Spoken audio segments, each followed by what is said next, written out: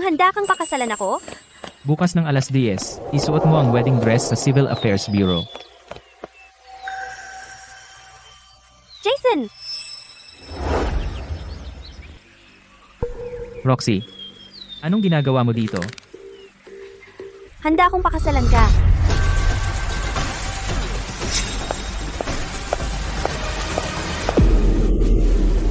Ikaw pala, ang basurang janitor. Ninakaw mo ang proposal letter ni Jason at ang wedding dress na para sa akin. Kinuha ko sila sa bahay. Jason. Hindi ako ang pakakasalan mo? Ikaw, anong pinapangarap mo? Si Jason ay presidente ng student body. Talagang gusto ng tatay ko ang project niya. Sinusuportahan niya siya para magsimula ng negosyo. Isang, magiging negosyanteng tycoon. Paano kanya pakakasalan? Isang walang pinag-aralan na basurang janitor. Ako ay isang iniwan na sanggol. Lumaki ako kasama si Jason.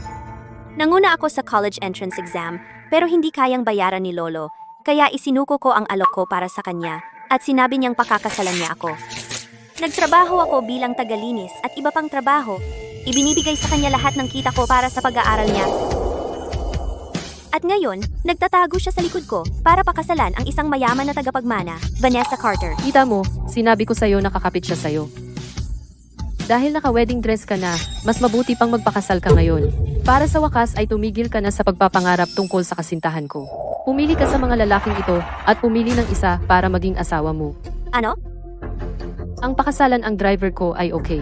Ikatlong kasal niya, marunong siyang tratuhin ang babae sa kama. At nakuha niya ang 2 compensation house sa nayon. Vanessa, wag. Hayaan mo siyang pumili. Kung hindi ka makapili ngayon, ang pamilya ko ay may milyong paraan para pahirapan ang iyong lolo na tagapag-alaga mamalimos ng awa. Baliw ka ba? Isang taga-deliver. Naglakas loob ka bang pumunta sa blind date ko? Lola, ire-report ko sa'yo. Nabigo ang blind date ko. Muli. Tiningnan niya ako ng mababa dahil mahirap ako. Itigil mo na ang pagsasabi sa akin na magpakasal simula ngayon.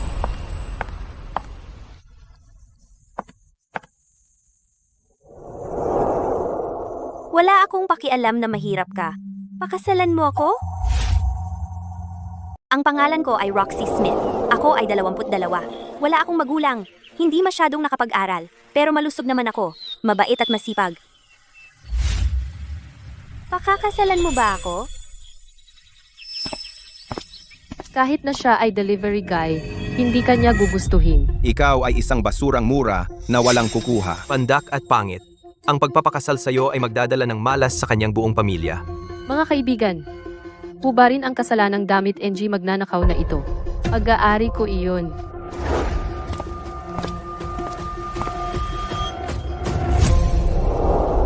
Pakakasalan kita. Dinala mo ba ang iyong ID? Tara, kunin natin ang sertipiko.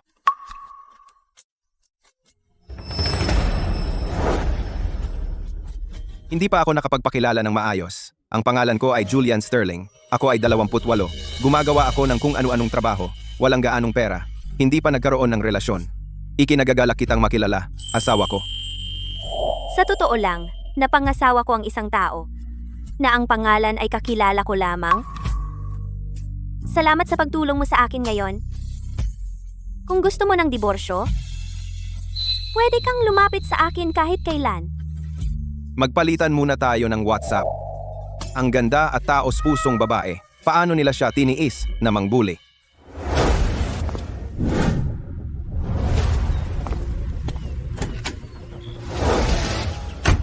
Mr. Sterling, narito ang lahat ng impormasyon tungkol kay Mrs. Sterling.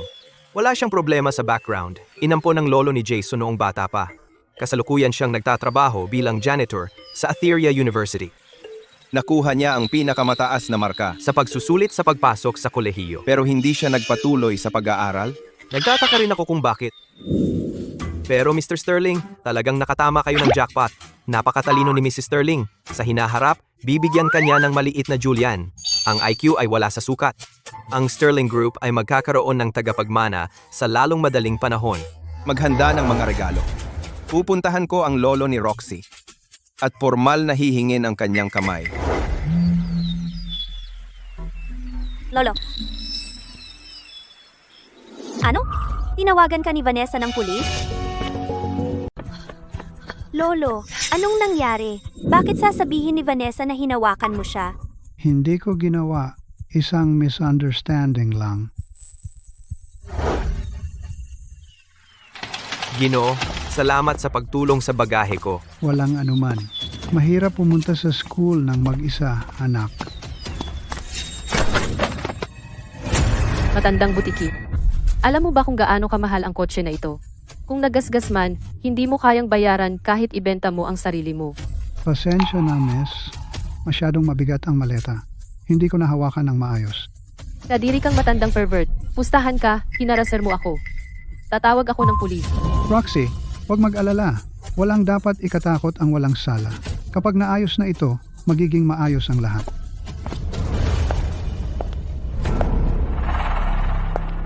Vanessa, alam ng lahat ang integridad ng lolo ko. Ito ay paninirang puri. Jason, paano mo hindi alam ang tama at mali, pero siya ang sarili mong? Tumahimik ka. Nagkasala ang lolo mo. Dapat siyang magbayad. Malaki ang ginagawa niya para sa mundo. Nagkukunwaring hindi kilala si lolo si Jason. Para umangat kay Vanessa, kaya niyang gawin ang lahat. Narinig ko malamig at mamasa-masa sa loob. Ang lolo mo na operahan sa tuhod 2 taon na ang nakaraan. Hindi ko alam kung kakayanin niya o hindi. Vanessa, anong gusto mo talaga? I-entertain mo ang ilang tao para sa akin. Saka ko pakakawalan ang matandang yan.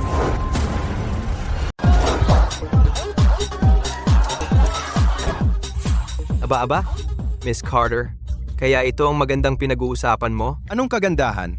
Hindi ba siya lang ang tagalinis sa eskwelahan? Kung patatagalin mong masaya ang mga mayayamang playboy na ito, papakawalan ko ang lolo mo. Aba, ang tagalinis na ito ay talagang sexy. Pwede mo ba akong pakawalan? Pinilit ako dito. Si, ubusin mo lahat ng inuming ito. At pakakawalan ka namin. Talaga? Oh, Pero wag kang umasa. Walang makakainom ng ganyan karami ng sabay-sabay. Magdudugo ang tiyan mo at pwedeng ikamatay mo. Roxy? Inumin ko ito.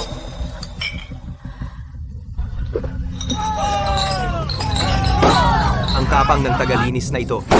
Uminom ka ng mas mabilis, masyadong mabagal.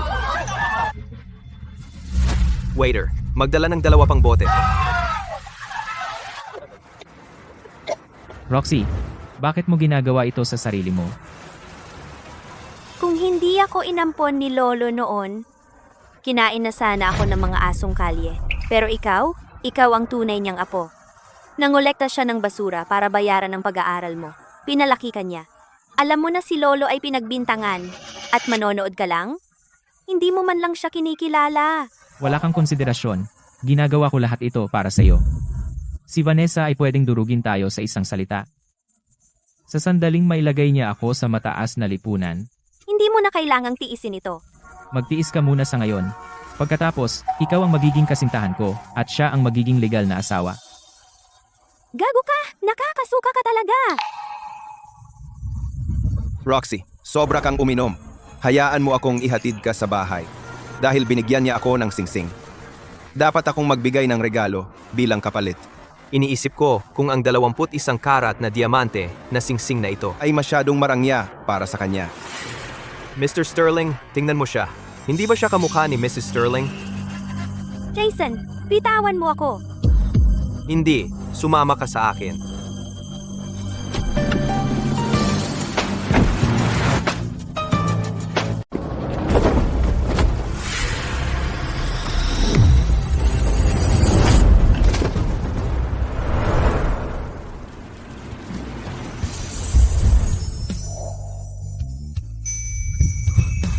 Roxy, huwag kang matakot. Nandito ako.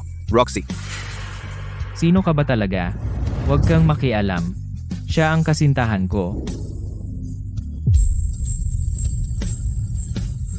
Kasintahan? Asawa ko siya. Magpakita ka ng respeto. Roxy, nabaliw ka na ba? Talaga bang pinakasalan mo itong delivery guy? Ano naman kung delivery guy siya? Kumikita siya gamit ang sarili niyang kamay. Walang nakakahiya doon. Sa puso ko, si Julian ay 1,000 beses na mas mabuti kaysa sayo. Sa ganyang pag-iisip, talaga kayong bagay na mag-asawa. Kahit isang araw magsisi ka, at lumuhod ka sa harap ko at magmakaawa, hindi ko gugustuhin ang isang gamit na tulad mo. Umalis ka.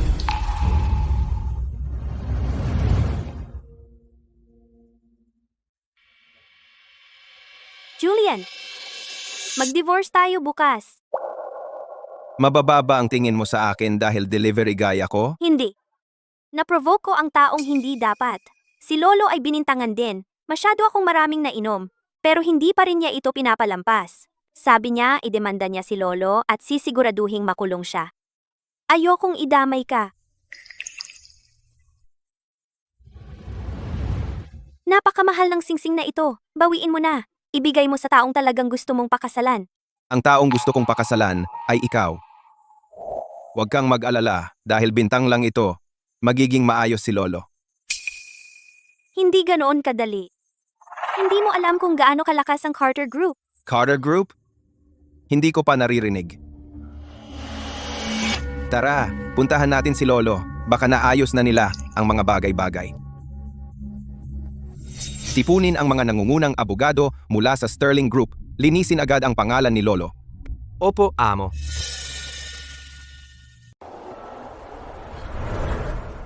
Lolo, masaya akong okay ka. Tinulungan ako ng isang mabait na abogado. Roxy, hindi mo sinabi kay Jason ang tungkol sa akin, tama ba? Hindi. Mabuti. Nag-aaral siya para sa pagsusulit sa pagtatapos. Ayokong guluhin ang isip niya. At ito ay... Kumusta, Lolo? Ako ang asawa ni Roxy. Julian Sterling. Ano? Roxy, kasal ka na? Bakit hindi mo ako sinabihan ng maaga? Hindi mo ba gusto si Jason? Dati mong sinasabi noong bata ka pa na siya lang ang papakasalan mo. Mga kalokohan lang iyon noong bata. Biro lang. Ang taong tunay kong mahal ay si Julian. Pero Lolo, kahit wala akong magandang trabaho, wala akong kotse, nagrerenta ng bahay, at hindi gaanong makakatulong ang pamilya ko.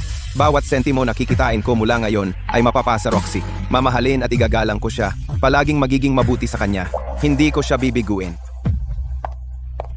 Hindi mayaman ang pamilya ni Julian. Lolo, tungkol sa mga regalo sa kasal. pwede nating laktawan. Hanggat tinutupad niya ang kanyang salita, wala sa mga iyon ang mahalaga. Huwag kang mag-alala. Ang hindi ko kayang ibigay ngayon, babayaran ko sa ibang pagkakataon. Hindi na kailangan pahirapan ang sarili mo. Binata, naniniwala ako sa iyo. Tara na, umuwi tayo at gumawa ng dumplings para sa inyo. Yung lalaking nagde-deliver, anong klaseng mahika ang ginawa niya sa kanila? Pati si Lolo ay tinatrato na siya parang manugang mula pa noong una. Bahala na, kapag nagtagumpay ako sa negosyo. Roxy, makikita mong mali ka. Sigurado akong hihiwalayan mo siya at babalik ka sa akin.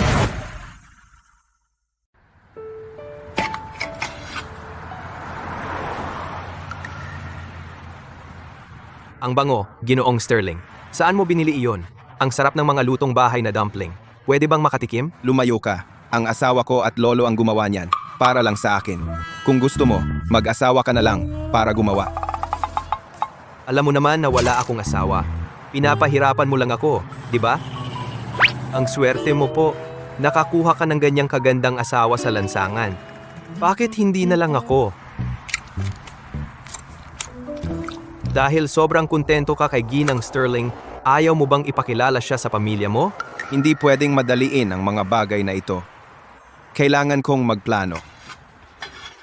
Hanapin ang tamang oras. Vanessa, matagal na kitang hinahangaan. Salamat sa pagsama sa akin sa hapunan. Alam ng lahat sa industriya na si Fatty ay isang kasuklam-suklam na manyak. Hindi lang siya pumapatol sa mga bata at magagandang babae. Marumi rin ang kanyang mga taktika. Kung hindi ako pinilit ng tatay ko na pumunta sa hapunan na ito, hindi sana ako dumating.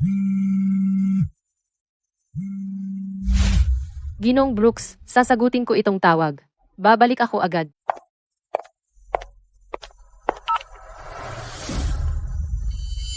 Ano ang sinabi mo? Nakauwi na ang lolo ni Roxy. Hindi ba garantisado mo na hindi siya lalabas ng hindi bababa sa 2 linggo? Sinuwerte ang matandang iyon. Isang mapanghimasok na sikat na abogado ang nagpalabas sa kanya.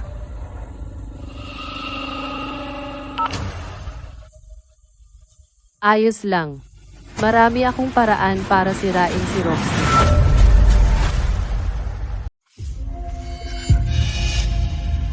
Roxy, may magandang oportunidad ako rito.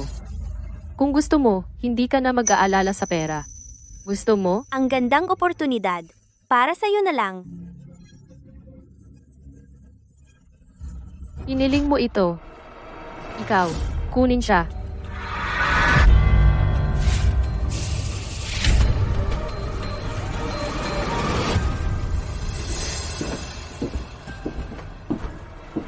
Vanessa, ito ba ang sorpresa na binanggit mo? Mr. Brooks, ano sa palagay mo?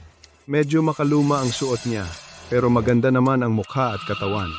Binili ko itong camera para sa'yo. Maaari mong i-record ang lahat. Kunin mo na at magsaya. Vanessa, napaka-considerate mo.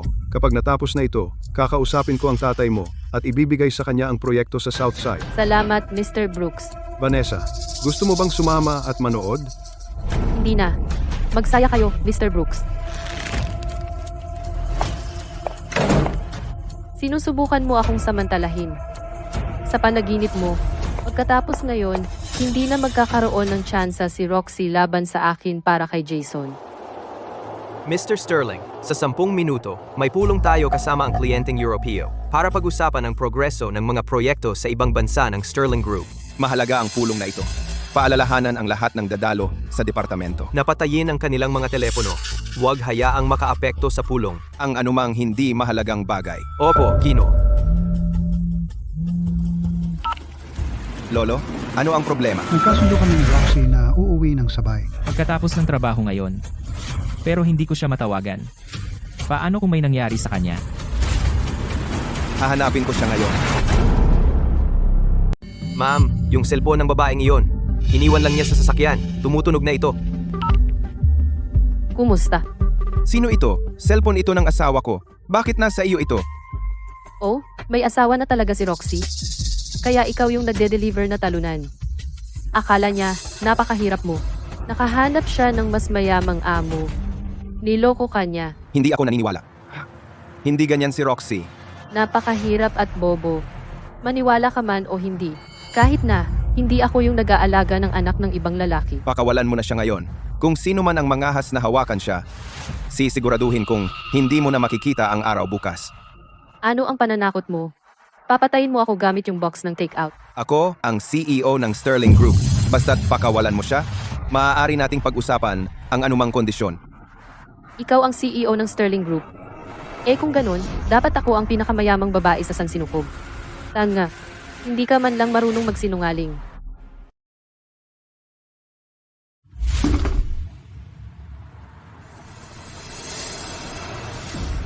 Sa loob ng 3 minuto, gusto ko ang lokasyon ni Roxy.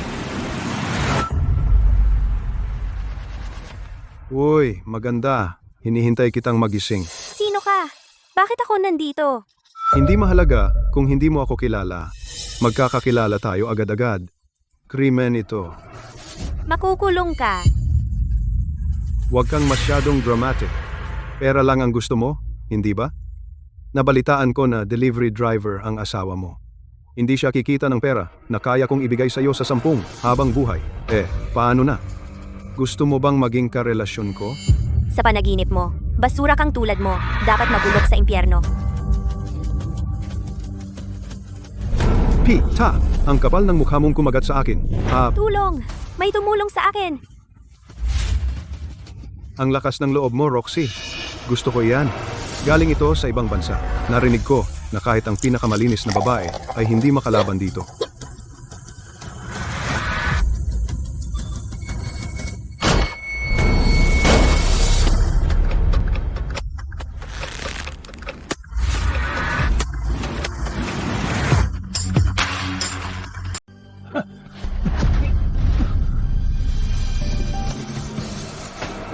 Roxy, ayos ka lang ba? Ang tubig. nilagyan ng droga. Paano niya nagawa ito sa iyo? Ano ang gusto mo? Inupahan ko ang silid na ito. Umalis ka na. Sam, tumawag ka agad ng ambulansya. Oh, Mr. Sterling. Sabihin mo, aling kamay ang humawak sa kanya. Ipinagtatanggol mo ang babaeng pokpok na iyon? Ano siya sa iyo? Ako ang asawa niya. Hindi nagsasalita. Pagkatapos, ay papilahin ko silang lahat. So ikaw ang delivery guy na asawa niya. Sino sa tingin mo ang niloloko mo?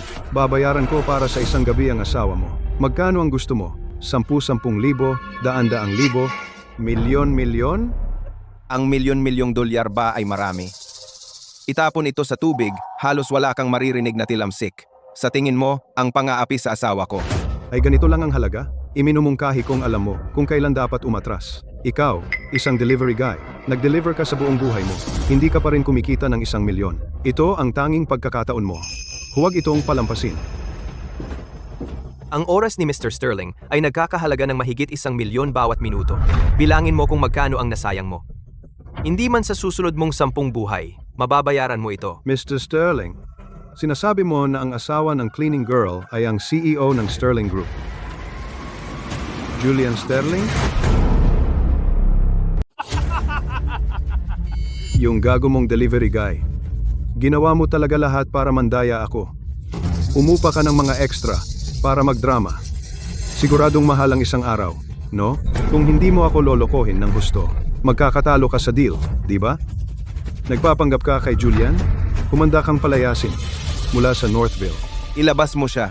Huwag mo siyang hayaang makita ng asawa ko. Opo. Sigurado akong hindi ka maglalakas loob na hawakan ako.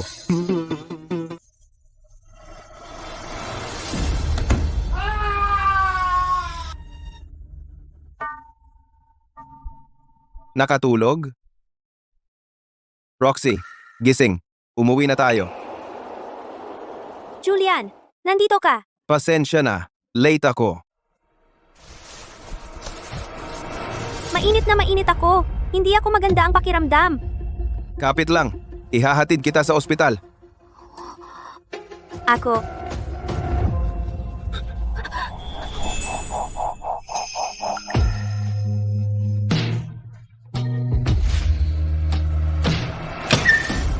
Nandito na po ang ambulansya. Mrs. Sterling. Pasensya na po. Baka ikaw ang makalunas sa problema niya. Kahit na ito ang unang halik natin, hindi ko mapigilan ang sarili ko.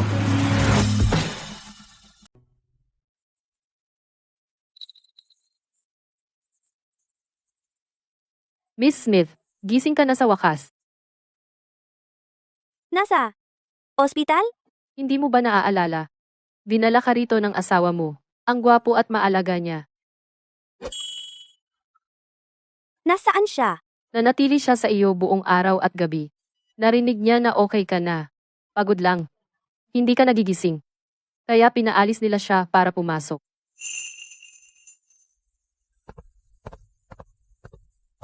Nakaligtaan niya ang isang araw ng trabaho. Tiyak na malaking bawas sa sweldo ni Julian yan.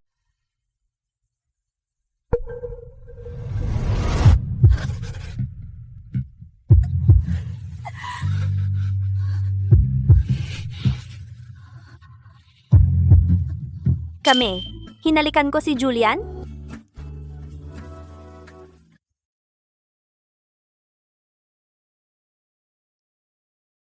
Kumain ka ng maayos.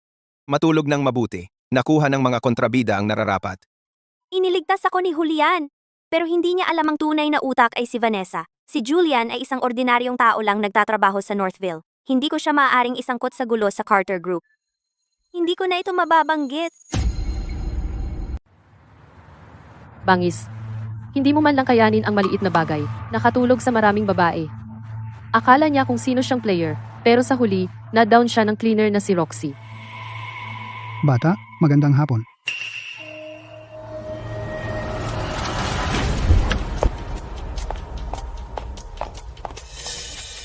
May makakapagsabi ba sa akin kung bakit ang matandang ito, pagkatapos magkamali, nandito pa rin sa trabaho ng maayos?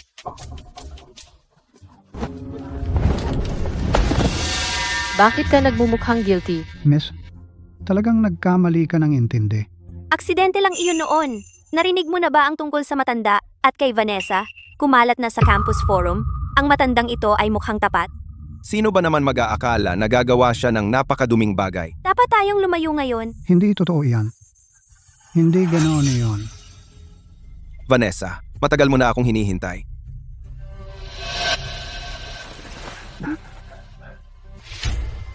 Jason, magaling kang magsalita. Bilisan mo. Tulungan mo akong ipaliwanag ito.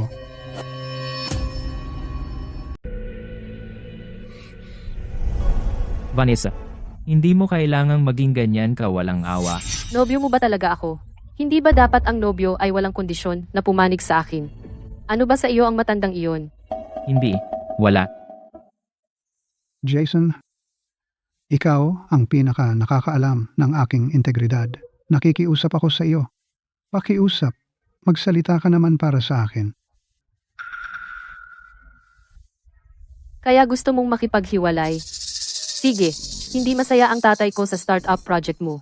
Pagkatapos nating maghiwalay, hindi na niya kailangang patuloy na magtapon ng pera sa isang tumpok ng basura.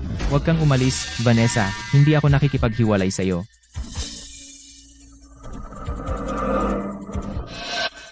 Huwag kang masyadong close sa akin. Buwisit. Dahil sinabi ng student body president, Hindi siya maaaring magkamali tungkol sa matandang iyon. Sa tingin ko, dapat na lang siyang palayasin ng paaralan. Palayasin siya! Palayasin siya! Palayasin siya! Palayasin siya. Roxy, anong ginagawa mo dito? Lolo, huwag kang mag-alala. Nandito ako. Walang mang-aapi sa iyo. Ang paraan ng pagpapanggap niyong biktima talagang nasa pamilya. Ang lolo mo ang umapi sa akin. At binabaliktad mo na kami ang umapi sa kanya. Jason, tingnan mo siya. Inaapi na naman niya ako. Roxy, kung luluhod ka ngayon at hihingi ng tawad kay Vanessa para sa lolo mo, baka pakiusapan ka niya. Jason, ang walang utang na loob mo. Aksidenteng nasagi ng lolo ko ang paa niya. Alam mo ba ang mga masasamang bagay na ginawa sa akin ni Vanessa ilang araw ang nakalipas? Hindi ko kailangang malaman. Ikaw ang unang pumukaw sa kanya. Si, kasalanan ko lahat. Mabuti. Inamin mo. Ngayon, luhod ka. Ang kotseng ito ay isang limitadong edisyon sa buong mundo. Ang Sterlings lang ang may isa sa buong Northville. Pag-aari ito ng CEO ng Sterling Group. Ang CEO ng Sterling Group ay ang pinakamayamang lalaki sa Northville at ang lalaking gusto kong pakasalan. Kung makakaakyat ako sa hagdan kasama ang Sterling Group, lalago ang aking negosyo. Kung gayon, sino ang gugustuhin si Vanessa? Excuse me, ikaw ba si Mr. Sterling? Ako si Vanessa. Ang tatay ko ay CEO ng Carter Real Estate. Marami na kaming nagtrabaho sa iyo. Kumusta, Ginoong Sterling? Ako si Jason, ang presidente ng student body ng Atheria University. Mayroon akong ideya ng proyekto na $1 bilyon. Gusto kong pag-usapan ito sa iyo. Hinaharangan mo ang pinto ng sasakyan ko.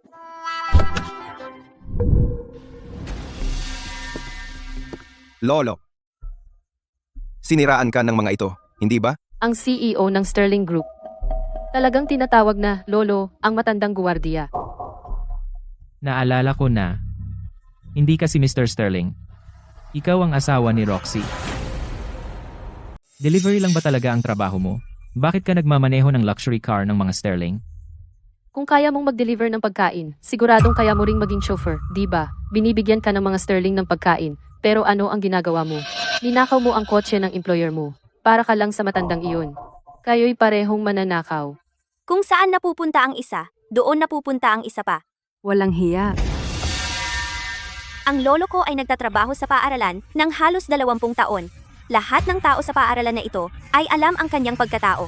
Dahil lang sa isang salita mula kay Vanessa, binabaluktot ninyo ang katotohanan ng ganyan. Anong karapatan? Dahil ako ang tagapagmana ng Carter Real Estate. Ang lolo mo ay isang basurero lang. Ang salita ko ay ang katotohanan. Nakikita ng mga tao ang katotohanan. Sino ang tama at sino ang mali? Magpakita ng ebidensya at malalaman natin. Si Vanessa ay suportado ng mga Carter, isa sa pinakamayayamang pamilya sa Northville. Kahit may ebidensya o wala, dudurugin ka pa rin niya. Carter Group lang yan. Kung hindi dahil sa suporta ng Sterling sa mga nagdaang taon, wala sila. Sandali lang. Ang Sterling Group ay nag-host ng charity dinner sa paaralan dati. Sa tingin ko, nakita ko ang lalaking ito sa banquet. Ngayon ko lang naalala, siya ay taga Sterling Group. Sabihin mo na, sino siya? Kung maglakas loob kang magsinungaling sa akin, titiyakin kong ang buong pamilya mo hindi makakaligtas sa Northville. Sabi ko, sasabihin ko na ngayon. Mag-ingat. Tutulungan kita. Salamat. Nandito si Mr. Sterling. Naalala ko na. Nagtatrabaho siya sa Sterling Group. Siya ang driver ni Mr. Sterling. Kaya tama ako. Isang driver, naglalakas loob ng mga api. At magkunwari pa na siya si Mr. Sterling. Wala kang kahihiyan. Makakahanap ako ng opisyal na email ng Sterling Group. Pagbalik ko, mag-email ako kay Mr. Sterling. Sabihin sa kanya na may nagmamaneho ng kanyang sasakyan at nagpapanggap bilang siya. Roxy, para lang akong inisin, nag-asawa ka ng isang walang pera, walang pinag-aralan, at walang utak na talunan. Sinira ang natitirang bahagi ng iyong buhay. Naging worth it ba?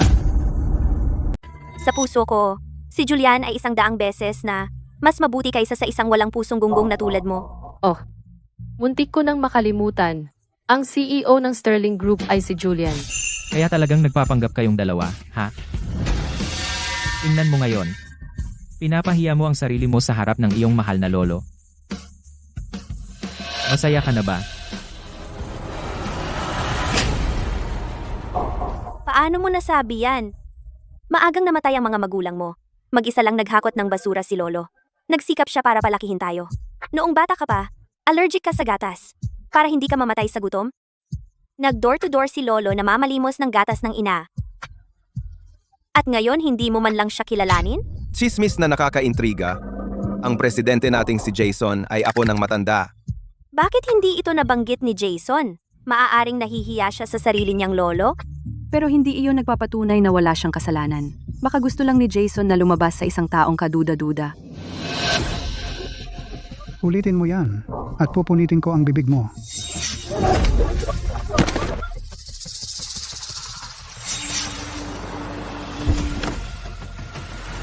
Naalala ko rin ang lalaking iyon. Siya ang assistant ni Mr. Sterling.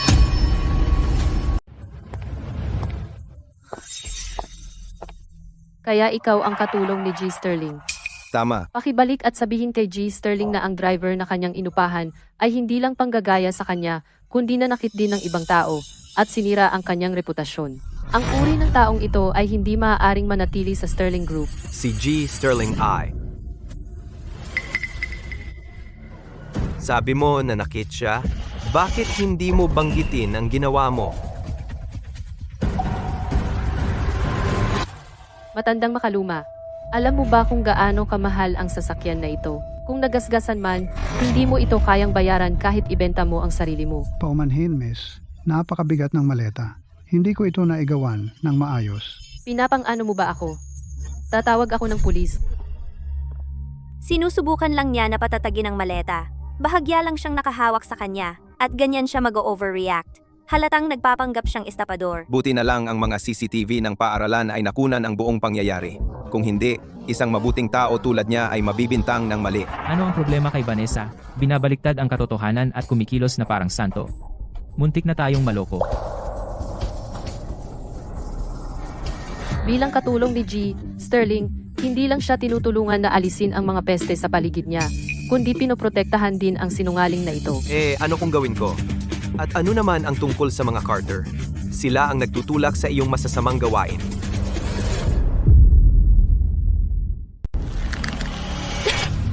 Sige, mabuti. Kaya kayong dalawa ay maghintay para matanggal ni Mr. Sterling.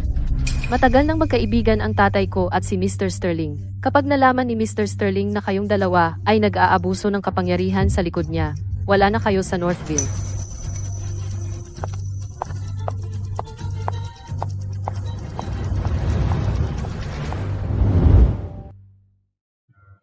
Lolo, ano ang pakiramdam mo? Okay ka ba? Mas mabuti na, Julian. Salamat sa paglilinis ng aking pangalan. Kung hindi ka dumating, kailangan ko sanang patunayan iyon sa aking buhay. Julian, alam kong may mabuti kang intensyon. Pero huwag mong kunin ang sasakyan ng employer nang hindi humihingi ng pahintulot. Magbibigay ito sa kanila ng bala. Roxy, may kailangan akong ipagtapat. Sa totoo lang, ako si Julian Sterling, ang CEO ng Sterling Group. Julian, alam kong sinubukan mo kaming aliwin sa sadyang pagkukwento ng biro sa amin. Salamat. Roxy, hindi ako nagbibiro. Noong araw na iyon sa rehistro ng kasal, nagpakunwari akong isang tagapaghatid para harapin ang pressure ng pamilya ko na mag-asawa para subukan ang pagkatao ng aking blind date. Nang malaman nila na tagapaghatid ako, lahat sila ay binablock ang numero ko. Ikaw lang ang hindi nag-alala. Kung alam ko lang na ikakasal ako sa iyo. Noong araw na iyon sa rehistro ng kasal, hindi ko sana isinuot ang uniforme. Hem, tumahimik kayong dalawa. Nandito pa ako. Lolo, paano kung dalhin kita sa bagong lugar para hindi ka na maabala ng mga taong masama ang intensyon? Hindi, salamat. Maaring mahirap tayo, pero may dignidad tayo. Kahit nakasal ka na, hindi ko pwedeng tanggapin ang kabutihan mo nang walang dahilan. Pero, kailan mo dadalhin si Roxy upang makilala ang pamilya? Dahil nagsabi na ako ng totoo, bala kong iuwi si Roxy sa loob ng ilang araw. Sa ilang araw? Dapat ba akong maghanda ng mga regalo? Paano kung hindi ako magustuhan ng pamilya mo? Roxy, huwag kang mag-alala. Dahil gusto kita, tiyak na magugustuhan ka rin nila. Ang tanging kailangan mong ihanda ay ang maging handa sa pagmamahal ng pamilya ko.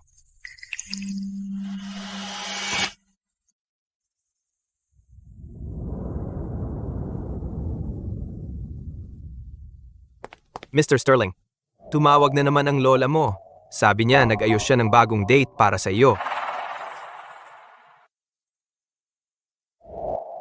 Lola, Julian, ang makipagkita sa kanya ay hindi naman makakapatay sa iyo.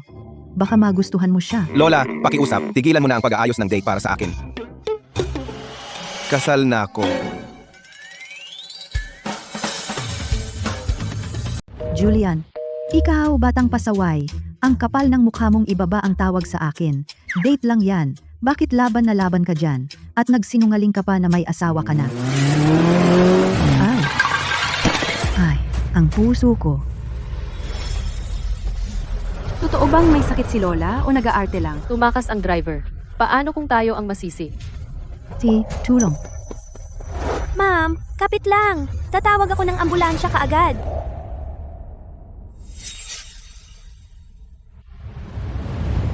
Ma'am, gising ka na, sabi ng doktor. Dahil sa pagkabigla, bigla ang pagbilis ng tibok ng puso at pagkahimatay. Wala naman malubha. Binayaran ko na ang bill mo. Pagkatapos ng check-up, pwede ka nang umuwi. Salamat, Binibini. Sa panahon ngayon, bihira na ang mababait na kabataang tulad mo. Walang anuman. Wala yon. May akong lalaki. 28 na siya ngayon. Gwapo, edukado, at mayaman. Gusto mo siyang makilala?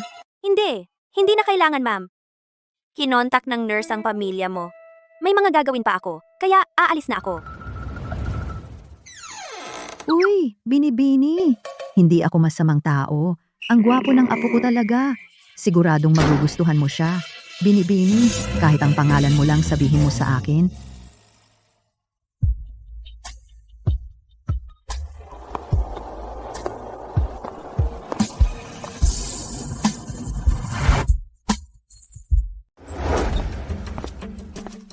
Lola, nahuli namin ang nanakit sa iyo. Nandito ako para sunduin ka mula sa ospital. Hindi ako aalis. Tumakas na ang manugang kong babae. Mas gugustuhin ko pang mamatay dito. Huwag kang magsalita ng ganyan. Sabi ng doktor, isang kabataang babae ang naghatid sa kanya rito. Wala akong pakialam. Gusto ko ang babaeng iyon na maging manugang ko. Lola, kasal na ako. Gusto mo bang magkasala ako ng bigamy at maaresto? Talagang kasal? Taga saang pamilya siya? Ilang taon na siya? May litrato ka ba? Taga rito ba siya? O tagalabas ng lungsod? Sa ilang araw, dadalhin ko siya sa bahay. Nabiyay, huwag mo nang alalahanin. Wala kang nasagot na kahit isang tanong. Tiyak na nagsisinungaling ka sa akin. Tapos, kukuha ka ng pansamantalang tao para iwasan ako. Ako na ang bahala sa papeles ng paglabas. Kailangan ng pamilya na pumirma. Nene, ano bang problema mo? Nurse, maaari mo bang tingnan para sa akin ang kabataang babae na nagbayad ng aking bill kanina? Saan siya nagtatrabaho? Gusto ko siyang pasalamatan ng personal. Walang problema.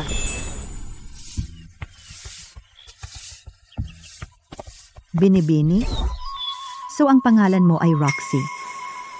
Ma'am, anong ginagawa mo rito? Pumunta ako rito para bayaran ka.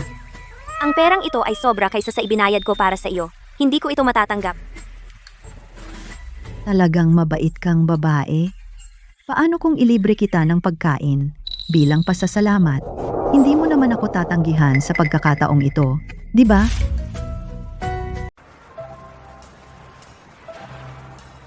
Julian, naipadala ko na sa iyo ang lokasyon. Bakit hindi ka pa pumunta? Lola, tama na. Talagang kasal na ako. Hindi ka ba nagsisinungaling sa akin? Bakit hindi mo sinabi sa akin dati? Sinasabi ko na yan, pero hindi ka naniwala sa akin. Pipadala ako ng litrato ng marriage certificate namin ngayon.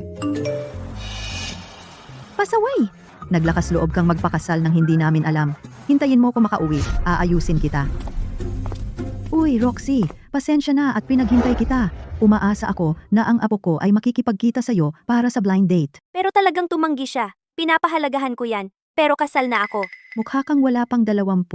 Paano ka naging kasal na? Mahaba ang kwento. At parang aksidente lang. Roxy, pakiramdam ko matagal na kitang kilala. Nakakalungkot na wala tayong pagkakataong maging pamilya. Okay lang po, ma'am. Malapit din ang loob ko sa'yo. Kahit hindi tayo pamilya, aasikasuhin pa rin kita. Mabuti. Gusto kong makita kung anong babae ang nanloko sa apo ko para sa lihim na kasal. Hindi siya makakapantay kay Roxy. Lola, dadalhin ni kuya ang asawa niya sa bahay ngayon. Huwag kang masyadong masungit. Paano kung takutin mo siya? Ang kuya mo ay hindi pa naging nasa relasyon at may babaeng hindi mo kilala ang nanloko sa kanya para kumuha ng marriage license. Tiyak na tatanggihan ko siyang kilalanin bilang manugang na babae. Roxy, ito ang mga magulang ko at ang kapatid kong babae. Nasaan si Lola? Sabi ni Lola, pinapatay ng asawa mo ang kanyang gana. Hindi siya kakain. Alam ko na. Paano naman tatanggapin ng isang mayamang pamilya ang isang tulad ko, isang mahirap at ordinaryong manugang? Tatawagin ko si Lola. Pababa. Kahit hindi kanya gusto, okay lang. Mag-asawa tayo. Tayo ang magsasama habang buhay. Sinabi ko sa iyo, ayokong makita ang munting tusong iyon. Pero pinipilit mo akong ibaba. Makilala mo lang siya minsan at magbabago ang isip mo. Imposible. Tiyak na niloko ka niya para pakasalan siya. Hindi ka pa nagkarelasyon dati. Ngayon ay matapang ka ng magpakasal sa isang estranghero. Niloko ka niya. Siguro hindi dapat ako nandito. Mas mabuting umalis na lang ako. Roxy? Julian, ang taong sinabi mong pinakasalan mo, si Roxy ba? Ikaw ang lola ni Julian? Magkakilala kayo? Kasalanan lahat ni Julian dahil hindi niya sinabi sa amin agad. Kung alam ko lang na ang asawa niya ang nagligtas sa akin, hindi mangyayari ang lahat ng ito. Iniisip ko, sayang na hindi ako magiging pamilya ni Roxy. Hindi ko inakala na magkamag-anak pala tayo. Anak, taga saan ka? Okay ba ang mga magulang mo? Lola? Ulila ako. Inampon ako ng lolo ko at pinalaki. Siya lang ang mayroon ako. Siguro iniisip ni Mrs. Sterling na hindi sapat ang aking pinagmulan para kay Julian.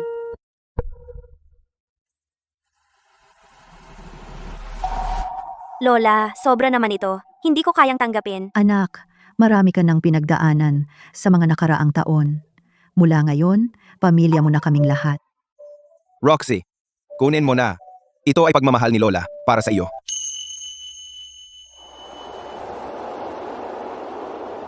Salamat sa pagtanggap sa akin, Lola.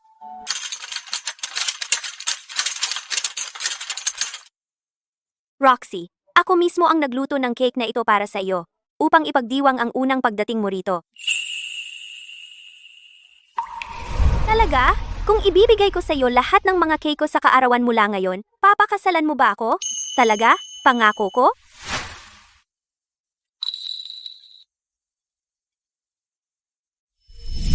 Roxy, ito ay isang pulang sobre para sa iyo bilang pagtanggap. Downey, bahay, at kotse. Huwag kang mag-atubiling humingi ng kahit ano. At kung may hiling ka, sabihin mo lang sa amin. Gagawin namin ang lahat ng aming makakaya.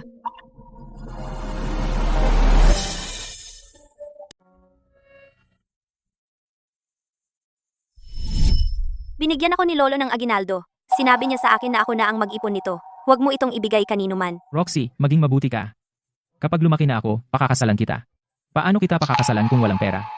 Isipin mo na ang perang ito ay parang bigay kaya na iniipon ko para sa'yo. Saka, huwag mong sabihin kay Lolo ito. Kaya, ganito pala ang pakiramdam ng tunay na inaalagaan. Roxy, bakit ka umiiyak?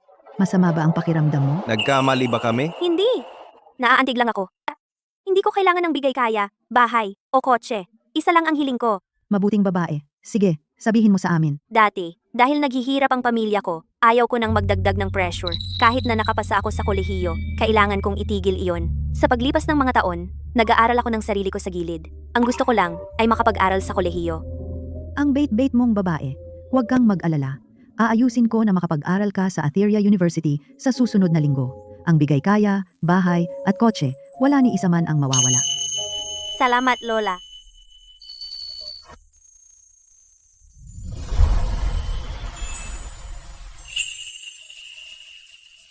Ano ang dapat kong gawin?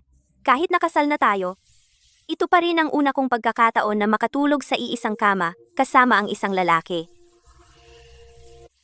Roxy, pwede mo bang kunin ang pajama ko?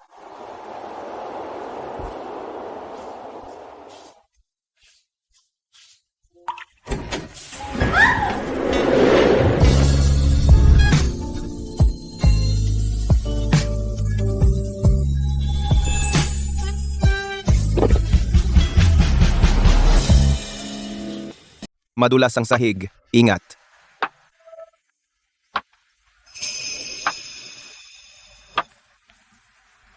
Anong problema? Wala. Ito ang iyong pajama. Roxy, nahihiya ka ba? Julian, ito ang una kong pagkakataon na magpakasal at ito rin ang una kong pagkakataon na makisama sa kama sa isang lalaki. Natatakot ako. Huwag kang mag-alala. Hindi kita pipilitin na gawin ang anuman. Hindi mo pa ako gaanong kilala. Handa akong maghintay na buksan mo ang iyong puso sa akin ng buo.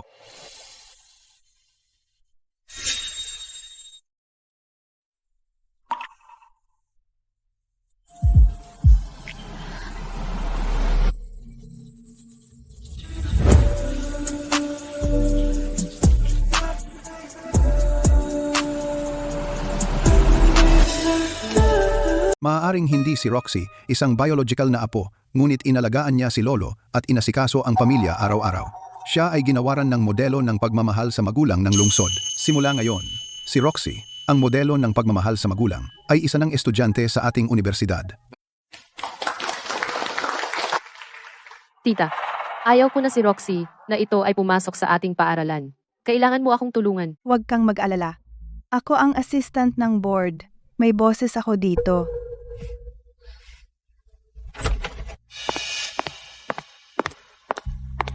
Tutol ako. Vanessa, ano ang iyong pagtutol? Hindi mo dapat siya pinapapasok. Dapat siyang paalisin. Huwag kang magpalin lang sa kanya. Bilang isang estudyante, si Roxy ay may magulong personal na buhay. Bilang isang empleyado, siya ay may mahabang kamay. Ang Atheria University ay isang prestihiyosong lumang paaralan. Paano natin kayang panatilihin ang isang tulad niya? May ebidensya ka ba sa sinasabi mo? Kung wala, ito ay puro paninirang puri. Gusto mo ng ebidensya? Meron ako.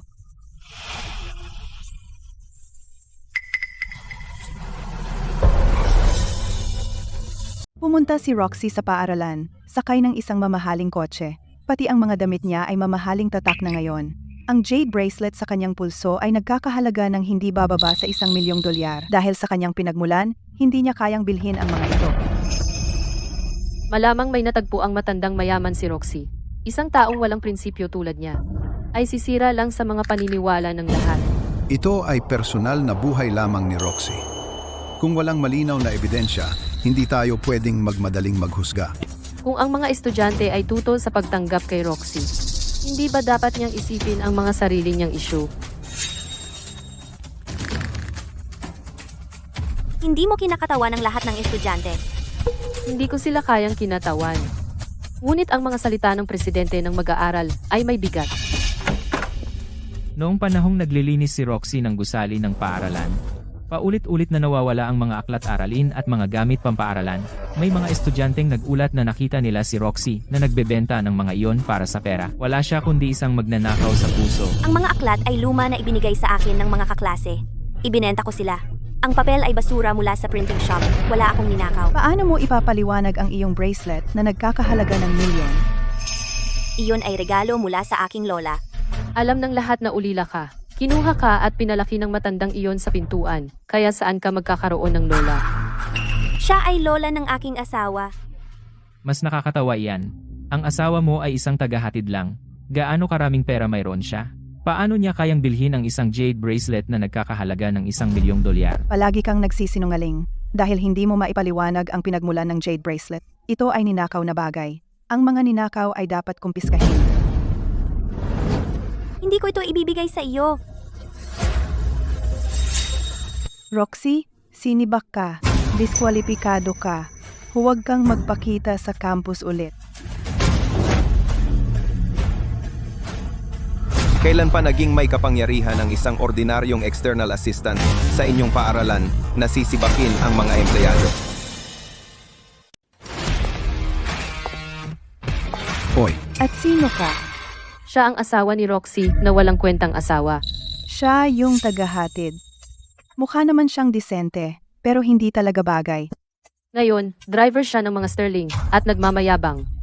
Dahil lang nagsuot ng suit, hindi ibig sabihin na matatanggal niya ang kanyang pagiging pulubi. Kahit na walang karapatan ang tita ni Vanessa na magtanggal ng kahit sino, hindi mo dapat bilang driver mag-usap ng patalikod. Anong driver? Siya ay.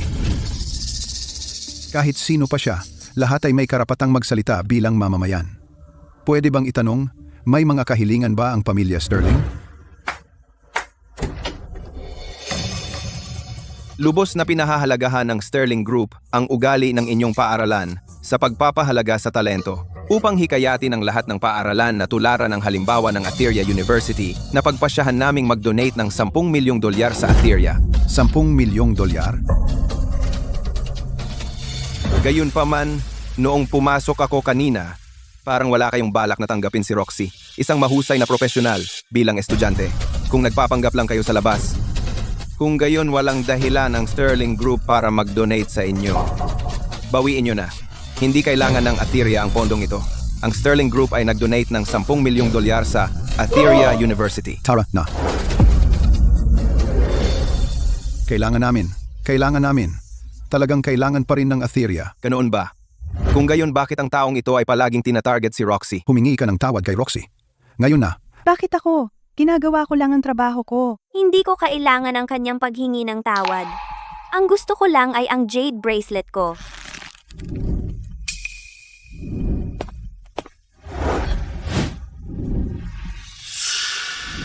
Sigurado ka bang hindi mo kailangang ihayag ko kung sino ako at ipagtanggol ka? Hindi na kailangan. Gusto ko lang mabuhay ng normal na buhay sa campus. Tulad ng ibang estudyante sa kolehiyo. Ikaw ay isang anak ng palakasan na nakapasok dahil sa koneksyon.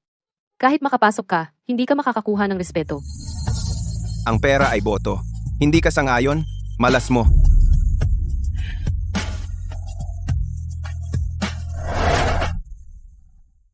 Roxy, sa school, siguraduhing makipagkaibigan sa mga kaklase mo.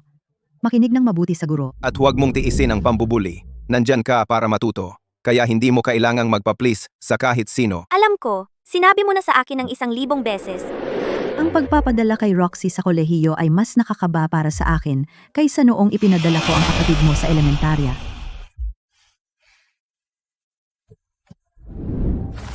siya iyong binanggit ni Miss Carter, ang anak ng palakasan. Sigurado, layuan natin siya para hindi tayo magkaproblema. Excuse me, ano ang itinuro ng guro sa huling klase? Hindi ko alam. Huwag mo akong tanungin. Sino ang maaaring mamigay ng mga materyales na inihanda ng guro? Isa bawat isa. Kailangan natin ng mga ito para sa klase na ito. Ako na.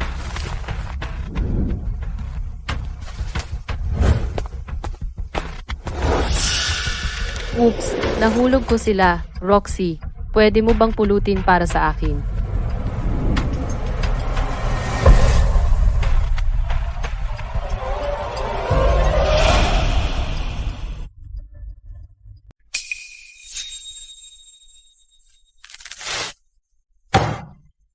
Roxy, may problema ka ba kay Vanessa? Kaya sinadya mong punitin ang gamit niya? King, huwag mong sisihin si Roxy. Kasalanan ko lahat. Nadapakan ko ito nang hindi sinasadya. Tama. Talagang kasalanan mo lahat. Isa lang ang kopya bawat tao. Walang extra. Dahil pinunit mo ang mga materyales ko, pwedeng kunin ko na lang ang sa iyo. Hindi. Roxy, magkaklase tayong lahat. Ano naman ang problema sa pagbigay ng kopya? Dahil sa tingin mo walang problema, ibigay mo ang kopya mo sa kanya. Gagawin mo ba iyon? Vanessa, Ito, kunin mo ang akin. hompi aha. Ito ang pinili ng propesor, mga natatanging tesis. Pwedeng pumunta ang lahat at tingnan. Vanessa, ang tesis mo ay laging napakahusay ang pagkakasulat. Sa pagkakataong ito, ang natatanging tesis talagang sa iyo. Halata naman. Akala mo ba ang perang binabayad ko sa ghostwriter ay walang katuturan? Vanessa, ang galing mo! Pwede mo bang ibahagi ang mga tips mo sa amin? Walang espesyal. Si Vanessa ay nangunguna sa klase mula pa noong bata siya. Ang mga magagaling ay ipinanganak na magaling. Sandali lang. Ang assignment na ito ay hindi kay Vanessa. Ayos lang. Ayos lang kahit hindi akin. Si Vanessa ay hindi diyosa. Paano siya makakasulat ng pinakamahusay na papel sa bawat pagkakataon? Kaninong papel ito? Ito ay... Kay Roxy.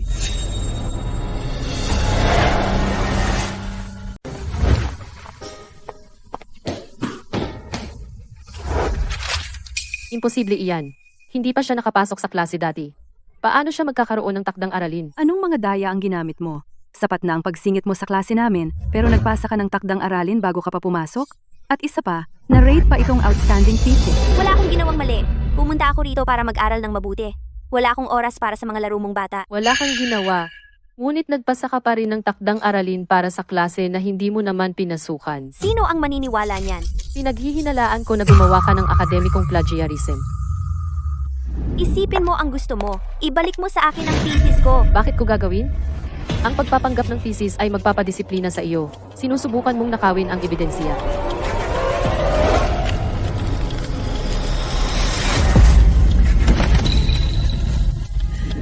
Anong karapatan mo na punitin ang thesis ko? Hindi ko pinunit ang thesis mo. Nahuli ka, at ngayon sinusubukan mong sirain ang ebidensya. Iniingatan ko lang ang patunay ng iyong pagkakamali. Magiging saksi ako. Kasalanan lahat ni Roxy. Ikaw ang kumahit nito. Makikita ng mga tao ang katotohanan. Maaaring husgahan ng lahat para sa kanilang sarili. Makikita mong nagsasabi ako ng totoo. Naririnig ko kayong dalawang nag-aaway mula sa hallway. Anong nangyayari? Tita, pupunta ako sa Board of Directors para ireklamo si Roxy sa akademikong plagiarism. Hindi maliit na bagay ang plagiarism sa akademya. Hindi mo pwedeng sabihin yan ng ganoon lang. Ang mga seryosong kaso ay maaaring humantong sa pagpapaalis. Hindi ko lang ito ginagawa-gawa. Ngayon ang unang araw ni Roxy sa klase. Ngunit ang natatanging thesis ay kanya. Sino ang maniniwala diyan? Tama. Tiyak na ninakaw niya ang gawa ng ibang estudyante. O kaya'y kumuha siya ng ghostwriter. Kung hindi, paano siya, kahit hindi pumapasok sa klase, makakapagsumite pa rin ng assignment? Patuloy mo akong inaakusahan ng akademikong pandaraya at plagiarism. Unang araw ko ito sa klase. Bakit ko kailangang gumawa-gawa ng kahit ano? Para makuha ang pabor ng guro, syempre. Alam ng lahat kung paano ka nakapasok sa paaralang ito. Ang isang tulad mo ay mahusay sa pagkuha ng loob ng iba. Roxy, totoo ba talaga yan? Hindi ba magkakasabwat kayo? Mahalaga ba sa inyo ang katotohanan? So inaamin mo na? Tatawagan ko na ang principal. Hindi namin hahayaang isang estudyanteng sira, ang moral na tulad mo, ay dungisan ang paaralang ito. Ang asawa ko ay nasa unang araw niya sa klase. Maaaring hindi pa siya pamilyar sa kurikulum ng paaralan. Mangyaring magpasensya kayo sa amin. Huwag kang mag-alala. Sisiguraduhin ko na ang asawa mo ay mananatiling lihim ang kanyang pagkakakilanlan at magkakaroon ng pinakamagandang karanasan sa pag-aaral sa ating paaralan. Ano ang sinabi ng principal? Siyempre, Hiniling niya ang isang notisyang pandisiplina sa buong unibersidad at pagkatapos ay ang pagpapaalis kay Roxy. Roxy, swerte mo talaga. Ang principal ay nag-entertain ng importanteng bisita. Wala siyang oras para sa mga kalokohan mo ngayon. Sa madaling salita, may ginawang sobrang sama si Roxy at makakawala siya ng walang parusa? Paano nangyari iyon? Ang guro sa klaseng ito ay si Professor Davis. Kilala siya sa buong campus bilang strikto. Tiyak na hindi niya papayagan ang pandaraya sa akademya sa kanyang silid-aralan. Si Professor Davis ay hindi lang isang veteranong guro na may dekadang karanasan, kundi isa ring akademiko na pinaghirapan ng paaralan na kunin. Malaki ang impluensya niya. Kung malaman niya na si Roxy ay nangopya ng papel ng iba, hindi lang ito simpleng pagpapaalis. Simula ngayon, wala nang kukuha sa kanya sa larangan. Roxy, nakalimutan kong sabihin sa iyo ang isang bagay. Si Jason at ako ay magkakasal sa loob ng 3 buwan. Sinabi pa ni Jason na gusto kanyang maging abay. Malapit ka nang ma-blacklist sa mundo ng akademya. Kaya sa tingin ko hindi ka namin makikita doon, di ba? Totoo ba iyan? Sana'y maging masaya kayo ng basurang iyon. Sana hindi kayo magkahiwalay. Huwag kang maging walang utang na loob. Ano ang Professor Davis, hayaan ninyong ipaliwanag ko sa inyo ang sitwasyon. Hindi na kailangan. Oras na ng klase. Pumunta kayo sa labas.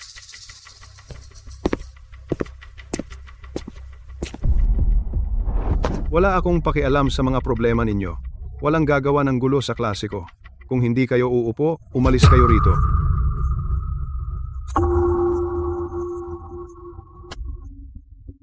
May iba pa ba kayong tutol?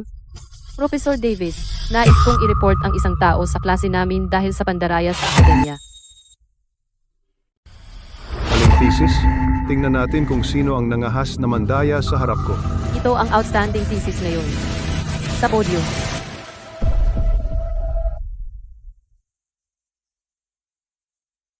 Galit na galit si Professor Davis. Pagkatapos ng isang buhay ng karangalan, nagturo siya ng estudyanteng tulad ni Roxy. Sinisira niya ang reputasyon niya. Sino ang gumawa nito? Ito ang outstanding thesis ni Roxy. Siya iyon. Plinagiarize niya ang gawa ng iba. Tinatanong ko kung sino ang pumunit nito. Professor Davis, ako po. Habang nakikipag-agawan kay Vanessa, hindi ko sinasadyang napunit ito. Ano ang pangalan mo? Professor Davis, siya si Roxy. Kaya ikaw si Roxy. Kilala ba ni Professor Davis si Roxy? May masamang record si Roxy. Baka may naunang kaso siya. Hindi nakakagulat na kilala siya ni Professor Davis. Roxy, gusto mo bang magstay para sa Guaranteed Master's Program at maging graduate student ko? Professor Davis, salamat po sa imbitasyon. Pero ako, wala akong planong magpatuloy sa pag-aaral sa ngayon. Kung sakaling magbago ang isip ko, tiyak na pupunta ako sa inyo. Tama ba ang narinig ko? Si Professor Davis, na pinagsusumikapan ng lahat na maging estudyante, ay aktibong nag-iimbita kay Roxy na maging graduate student niya. At hindi man lang pumayag si Roxy. Ang kapal ng mukha niya? Paano niya tatanggihan si Professor Davis? Professor Davis, nagkakamali po ba kayo? Peki ang outstanding thesis ni Roxy. Hindi siya karapat-dapat maging estudyante ninyo. Ikaw ang gumawa ng peking. Ikaw, bakit mo pinunit ang thesis ni Roxy? Kung hindi mo mabigyan ako ng makatwirang paliwanag, hindi mo na kailangang pumasok sa klase ko. Professor Davis, hindi pa nakapasok si Roxy sa klase mo, pero nag-submit siya ng magaling na thesis. Walang saysay iyon. Sinasabi mo bang may kakayahan siyang manghula? Sinasabi mong hindi pumasok si Roxy sa klase ko. Vanessa, kung gayon, tanong kita. Ngayong semester, pumasok ka ba sa klase ko? Ay, shit. Ito ang unang beses ko sa klase ngayong semester. Pumunta lang ako para makita si Roxy na magmukhang tanga. Pumapalya ako sa klase para magparty. Kung pumasok ka talaga sa klase ko, tiyak na maaalala mo siya. Palagi siyang nakaupo sa harap. Hindi siya pumapalya. Kaya lang, hindi ko alam ang pangalan niya. At hindi ko alam na nagpapasa siya ng mga assignment nang hindi nagpapakilala. Kaya, ikaw ang bagong estudyante na nagsimula ngayon. Oo, dati akong nagtatrabaho bilang janitor dito. Mabuting bata. Gusto ko ang masisipag na handang matuto. Ikaw dapat ay estudyante ko, pero hindi ka man lang pumapasok gaya ng janitor. Professor Davis, Vanessa hindi niya sinasadya. Wala nang dahilan. Bagsak ka na sa klase ko ngayong semester. Mag-aral ka para sa makeup exam. Ano? Ang nabwisit ko. Patunganga ng matandang yun, kampi kay Roxy, ayan ang academic fairness. Tita, nagbanta si Professor Davis na ibagsak ako. Kailangan nandyan ka para sa akin. Huwag kang mag-alala. Makeup exam? Walang problema. Aayusin ko yung pagsusulit mo. Pwede mo lang kopyahin ang sagot. Papasa ka ng madali. Diba? Tinawagan ako ng principal. Mukhang libre na siya ngayon. Handang harapin si Roxy. Kumusta, punong guro Evans? Hindi ka nakatutok sa trabaho kamakailan. Sa halip, inabuso mo ang kapangyarihan para sa pamangkin mo. Gusto mong masibak ka sa trabaho. Principal Evans, pakipaliwanag po. Itigil mo ang mga dahilan mo. Sisibakin ka ng paaralan. Tita, ano bang sabi ng principal? Sabi niya sisibakin niya ako. Ilang beses na ba kitang sinabihan? Huwag mo akong tawaging tita sa eskwelahan. Hindi mo ba matandaan? Tingnan mo ang nangyari. Nawalan ako ng trabaho. Ano ba silbi ng pagsigaw mo? Kasalanan ni Roxy yan. Roxy, pasensya na. Madalas kitang makita. Nakaupo sa harap ng classroom. Pero natatakot ako na baka si Vanessa ang magdulot ng gulo para sa akin. Kaya hindi ako nangahas na humarap at tumestigo para sa iyo. Okay lang. Naiintindihan ko. Sana mas matapang ka sa susunod. At huwag matakot sa autoridad.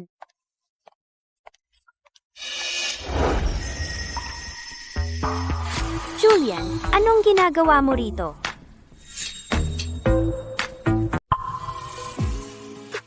Unang araw mo ngayon sa paaralan, tumaas ang presyon ng dugo ni Lola dahil sa pag-aalala. Pinapunta niya ako para tingnan ka. Sinungaling. Talagang nagsisinungaling ka. Sa totoo lang, miss kita.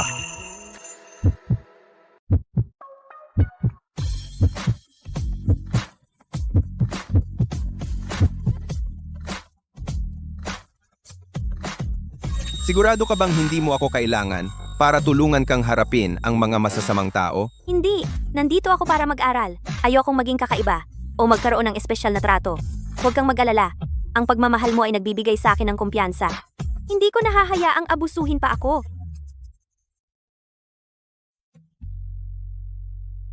Vanessa, nabagsak muli ang startup ko. Pwede mong hilingin kay Mr. Carter na bigyan pa ako ng pera. Ipinapangako ko. Babayaran kita sa sandaling magsimula akong kumita. Jason, ilang beses mo na bang sinabi iyan? Kung ako ang tatanungin, noon, hindi ko dapat hinikayat ang tatay ko na mamuhunan sa iyo.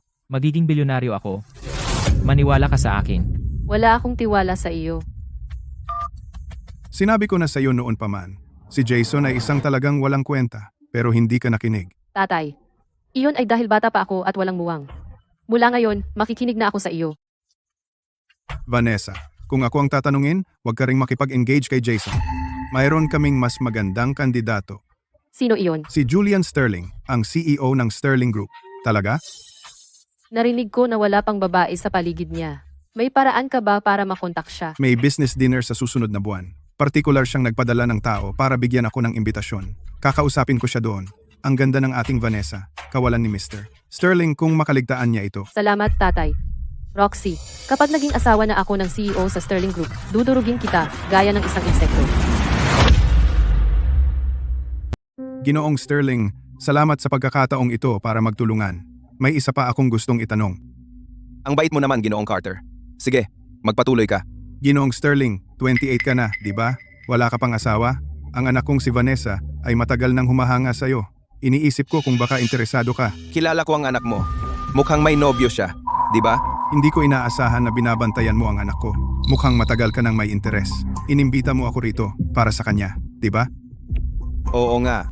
Peke lang ang nobyo na yun. Ang anak ko ay dalisay at inosente. Wala pa siyang naging relasyon sa buhay niya. Kung ganoon, tiyak na hindi ako makikialam sa pagtutugma na ito. Settle na, Julian. Mula ngayon, isa na tayong pamilya. Sige, Ginoong Carter. Pupunta ako para formal na manligaw sa ibang araw. May mga gagawin pa ako. Aalis na ako.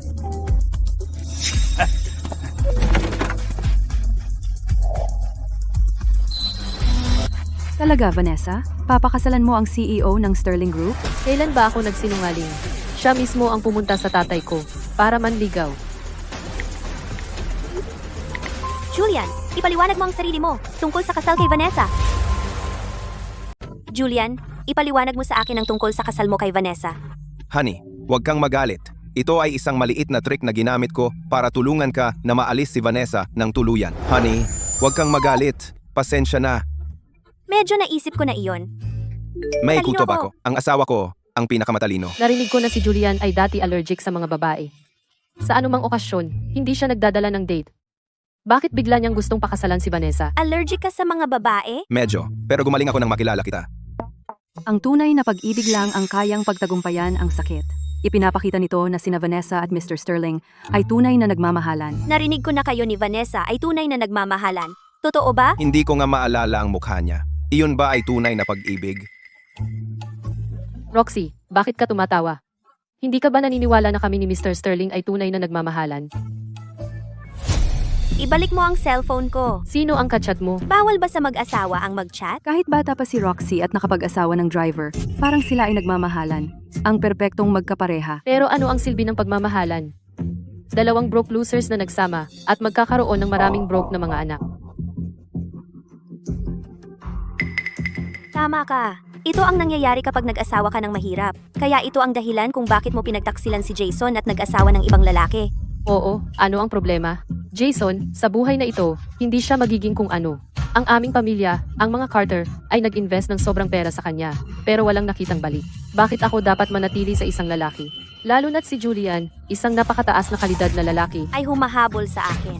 Parang nagsisisi ka na hindi ka nakipag-break kay Jason ng mas maaga. Hindi lang ako nagsisisi na hindi ako nakipag-break sa kanya. Nang mas maaga, nagsisisi pa nga ako na nakipagrelasyon ako sa kanya. Bakit ka biglang pumapalakpak? Narinig mo lahat, di ba? Jason, bakit ka nandito? Ikaw yan. Sinira mo ako. Jason, pwede ba tayong mag-usap ng pribado? Lumabas kayong lahat. Vanessa, may kasunduan tayo. Ikakasal na sana tayo sa loob ng 3 buwan. Ang startup ko, babangon muli yan. Bigyan mo lang ako ng isa pang pagkakataon. Ilang pagkakataon na ba ang binigay ko sa'yo? May narating ba ang karera mo? Kahit magtagumpay ka, maliit na kumpanya lang yan. Kaya ba nitong pantayan ang Sterling Group? Vanessa, pakiusap, nagmamakaawa ako sa'yo. Nabigo ang startup ko, at may utang akong ilang milyong dolyar. Kailangan kong bayaran yon. Hindi mo pwedeng iwanan na lang ako. Para sa'yo, isa lang akong sangla para bayaran ang utang mo, di ba? Laging naglilinis ng dumi mo. Wala pa akong nakitang lalaking ganito kawalang silbi. Lumayas ka. Ang pinakamalaking pagsisisihan ko ay ang mahulog sa'yo. Sino ka ba sa tingin mo? Ginawa ko lahat ng homework mo. Isinulat ko lahat ng papel mo. Ngayong ginamit mo na ako, ipinapaalis mo na ako. PFT. Walang hiya. Kung makikipag-break ka sa akin, Ilalantad ko ang mga madidilim mong sikreto, lahat ng yan. Ikakasal na ako kay Julian. Sige, subukan mo. Kapag nagkaisa ang mga Carter at Sterling laban sa'yo, makikita mo ang kahihinatnan.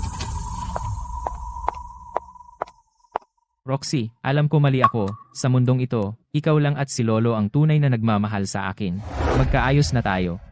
Jason, huwag mong kalimutan. May asawa na ako. Nagmamakaawa ako sa'yo, dahil hindi talaga ako mabubuhay kung wala ka. Malapit nang maging overdue ang utang ko, wala na akong pera. Bubugbugin ako ng mga maniningil. Pakiusap, alang-alang kay Lolo, tulungan mo akong bayaran ang utang. Noong, sa harap ng lahat, itinanggi mo ang relasyon mo kay Lolo, tumigil ka ng maging bahagi ng pamilyang ito. Kung hindi mo ako tutulungang bayaran ang utang, tatalon ako mula rito. hayaan mong makonsensya ang matandang yun habang buhay. Jason, baliw ka ba? Si Lolo ay napakatanda na. Hindi niya kayang tiisin ang mga kalokohan mo. Ano man iyan, bumaba ka. Bumaba ka muna. Alam ko na, mahal mo pa ako. Ayaw mo akong mamatay. Roxy, magkaayos tayo. Jason, unawain mo ito. May asawa na ako. Noon, ikaw at si Vanessa ang pumilit sa akin na pakasalan ng iba. Mahal na mahal namin ang isa't isa. Siya ay mananatiling driver lang. Wala siyang kinabukasan. Pero kung magtagumpay ang aking startup, Kayamanan ang aabutin ko. Roxy, iwan mo na siya.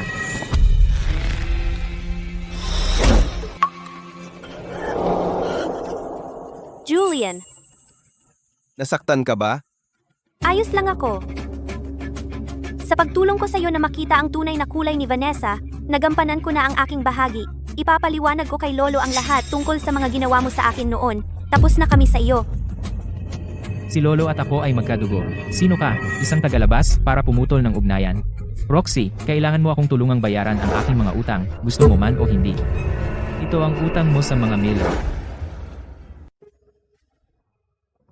Ngayon, lalagyan ko na ng gamot. Baka sumakit ng kaunti. Tiisin mo. Para sa isang tunay na lalaki, ang sugat mula sa pagprotekta sa kanyang asawa ay isang medalyang karangalan. Gaano man kasakit. Mula ngayon, bawal kang mag-isa kasama si Jason. Ngayon, nagkataon lang na dadaan ako sa eskwelahan. Paano kung wala ako roon? Talagang nagkataon lang na dumating ka? Pero narinig ko sa iyong katulong na araw-araw kang naglalaan ng oras para pumunta rito. Dam na Sam na iyan. Tiyak na kukuntahan ko ang kanyang sahod. Sige, huwag kang magalit. Pangako hindi na ako mag-iisa kasama siya. Hindi iyan sapat. Ano ang hindi sapat?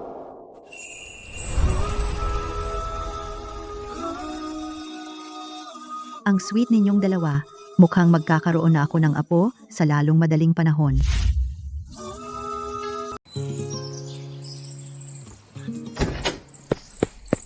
Roxy, nasa problema ang lolo mo. Bilisan mo pumunta sa gate ng eskwelahan at alamin mo. Uy, matanda. Kilala mo ba itong babaeng si Roxy? Si Roxy ang apo ko. Anong gusto mo sa kanya? So, siya ang apo mo. Nasaan siya ngayon? Malaki ang utang niya sa amin. Bata, imposible yan. Ang apo ko, galing siya sa Sterling Group. Sinabi ni Roxy na huwag banggitin ang pagpapakasal niya kay Julian. Anong ibig mong sabihin? Wala palang dahilan ng gulo natin. Magkano ang utang ng apo ko? Babayaran ko para sa kanya. Pangunahin at interes. Kabuuang 6 na milyong dolyar. 6 na milyong dolyar? Siguradong nagkakamali ka. Ang apo ko ay karaniwang mabait na bata. Hinding-hindi siya mangungutang ng ganyan kalaki. Noong pinautang namin ng pera, ang impormasyong natanggap namin ay galing sa apo mo. Paano naging peke? Amo, itong matanda ay talagang niloloko tayo. Turuan natin siya ng leksyon. Saka siya magsasabi ng totoo. Matanda siya. Hindi natin kailangang pahirapan siya. Dapat nating habulin ang talagang may utang sa atin. Ayusin na lang sa apo niya. Kailangan kong sabihin kay Roxy, may mga kaduda-dudang tao na nagtatangka siyang gawa ng gulo. Gusto mong balaan ang apo mo? Para wala lang ang pagpunta namin dito.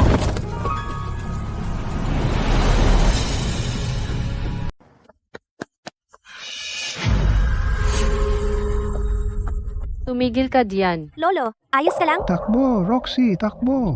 Hinahabol ka nila. Naku, ang galing ng pagkakabuklod. Ang laki ng pagmamalasakit nyo sa isa't isa. Pero hindi nyo man lang naisip ang mga pinagkakautangan ninyo. Hindi ko iniiwasan ang bayad sa utang. Bakit ako ang hinahabol nyo? Wala kang utang? Eh anong to, ha? Hindi ako ang umutang. Mali ang tao nyo. Akala nyo maniniwala kami sa salita nyo? Eh, sino ang umutang? Alam ko kung sino ang umutang at ginamit ang personal kong impormasyon. Si Jason, ang kapatid ko. Pwede ko kayong dalhin sa kanya. Ann. Kayo talaga, iba kayo. Ang kapatid, nag-ipon ng utang, tapos isinasakripisyo ang kanyang kapatid. Hindi ako naniniwala. Mga lalaki, gibain ang guard booth na ito.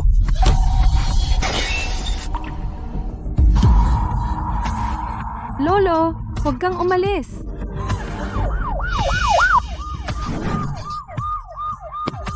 Roxy, pasensya na. Huli na ako. Julian, tulungan mo ang lolo ko. Pakiusap. Huwag kang mag-alala. Magiging maayos ang lolo mo.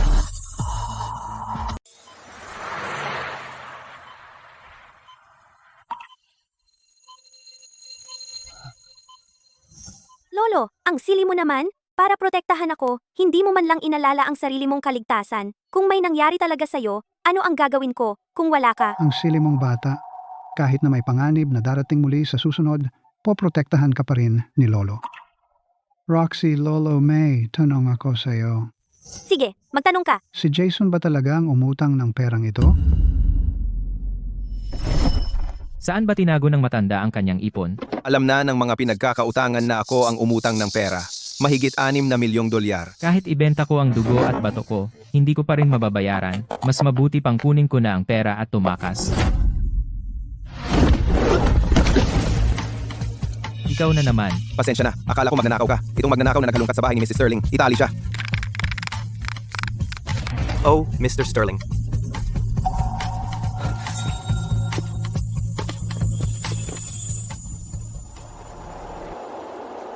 Kaya inaamin mo ito. Ikaw ang umutang ng lahat ng perang ito. Ikaw ang nasadyang naglagay ng personal na impormasyon ni Roxy. Tama, siya ang kapatid ko. Pamilya kami. Ang utang ko ay utang din niya. Dapat siya ang magbayad para sa akin. Hindi siya ang kapatid mo. Hindi kayo magkadugo. Mas obligado pa siyang bayaran ng utang ko. Kung hindi dahil sa pag-ampon sa kanya ni Lolo, nasaan na kaya siya ngayon? 6 na milyong dolyar ay presyo lang ng buhay niya. Nagmamalasakit ka ba talaga kay Lolo? Alam mo ba na dumating ang mga maniningil ng utang sa eskwelahan para guluhin si Roxy at na-ospital si Lolo? Karapat dapat siya. Sino bang nagsabi sa matandang to na ipilit na protektahan ang taong hindi naman niya kadugo? Kung may sentido, common lang siya. Sana sumang-ayon siya sa akin. At pinapasok na lang ang mga maniningil sa eskwelahan para hanapin si Roxy. Hindi ba siya masasangkot doon?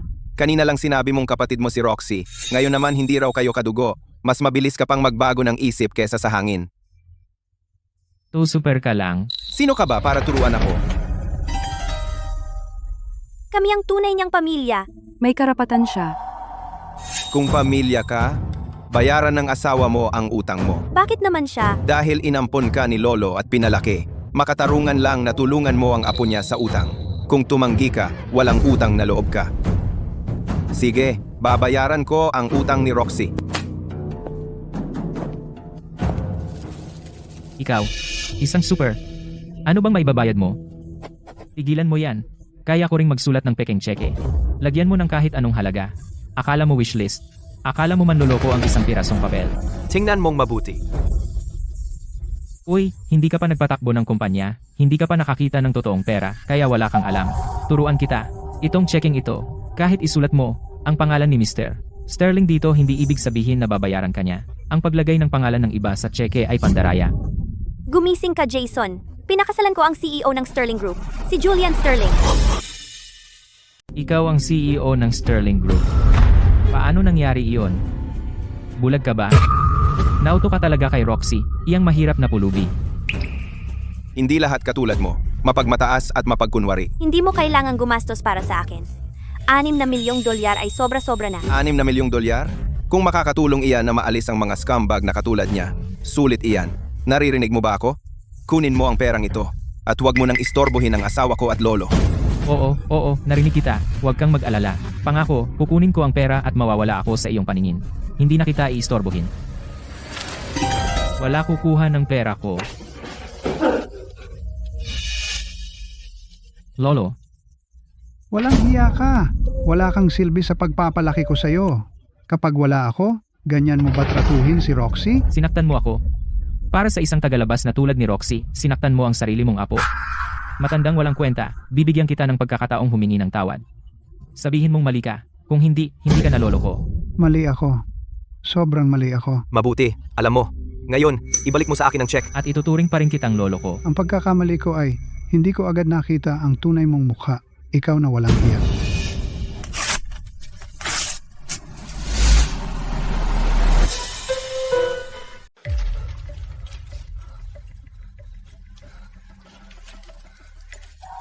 Paano mo yan pinunit? Pera ito mula kay Mr. Sterling. Kailangan mo akong bayaran. Jason, para sa ganitong kaliit na pera, tatalikuran mo ang iyong pamilya para dito? Sinira niya ang 6 na milyong dolyar ko. Hindi siya karapat-dapat maging lolo ko. Muntik mo nang saktan si Roxy. Paano mo nagawang kunin ang pera ng asawa niya? Iyan ang aking perang pambuhay. Kung wala ang perang iyan, hahabulin ako ng mga maniningil ng utang. Gusto mo ba talagang mamatay ang apo mo? Sasabihin ko sa iyo, Jason, mula ngayon, isa lang ang apo kong babae. At si Roxy iyon. Si Julian ang manugang ko. Tapos na tayo. Wala nang relasyon. Pasensya na, nabigo ako bilang lolo. Nagpalaki ako ng isang walang utang na loob na apo. Pasensya na sa abala na naidulot ko sa inyo. Lolo, pamilya tayo. Hindi mo kailangang gawin ito. Roxy, Julian, may kailangan akong itanong sa inyo. Gusto ko na ipakulong ninyo siya. Sa ganoon, mananatili siyang buhay at magkakaroon siya ng pagkakataong magbago doon. Gagawin ninyo iyon? Sam, tawagan ng pulis. Ngayon. Oo, Mr. Sterling. Hindi. Kakagraduate ko lang sa kolehiyo. Ayaw kong mabulok sa bilangguan.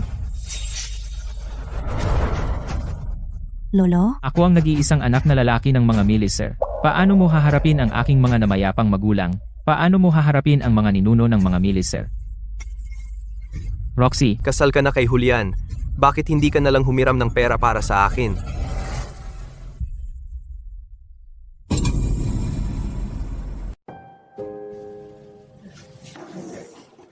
Roxy, halika rito, kayong dalawa. Lolo, ano ito? Narito ang lahat ng naipon ko sa loob ng maraming taon. Mahigit 300,000 dolyar. At ang titulo ng bahay na ito, ibibigay ko na sa inyo ito ngayon. Lolo, hindi ko ito matatanggap. Roxy, wala akong naibigay sa kasal ninyo. Tanggapin ninyo ito bilang bigay ko sa inyo. Basta't masaya kayong dalawa, magiging kontento na ako. Lolo, si Roxy ang mag-iingat ng perang ito para sa inyo. Huwag kayong mag-alala. Hindi ko kayo bibiguin.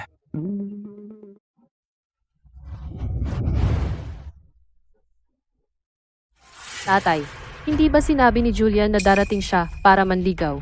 Bakit hindi pa namin siya nakikita? Si G. Sterling ay napakaabala. Normal lang na abala siya sa trabaho. Isang pribilehiyo para sa atin ang makapag-asawa sa pamilya Sterling. Dadalhin ko kayo sa kanila para pag-usapan ng kasal. Tiyak na magbibigay siya ng sagot. Oy,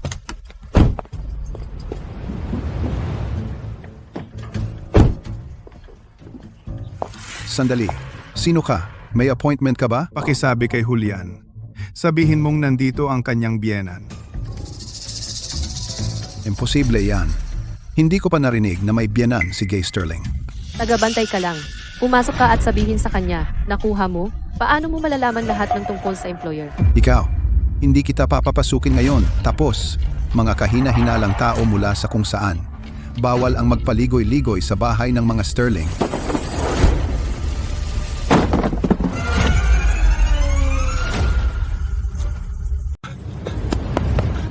Yan ang aking pulang alak at ang aking tsaa. Maging matalino ka at umalis ka ng mag-isa. Si Mr. Sterling ay pauwi na. Huwag mong guluhin ang trabaho ko. Alam mo ba kung sino ako? Ako ang asawa ng magiging CEO. Kung hindi mo kami papasukin, sa araw na pakasalan ko si Julian ay ang araw na masisibak ka. Sige. Hihintayin ko ang araw na iyon. Maligayang pagbabalik, Mr. Sterling.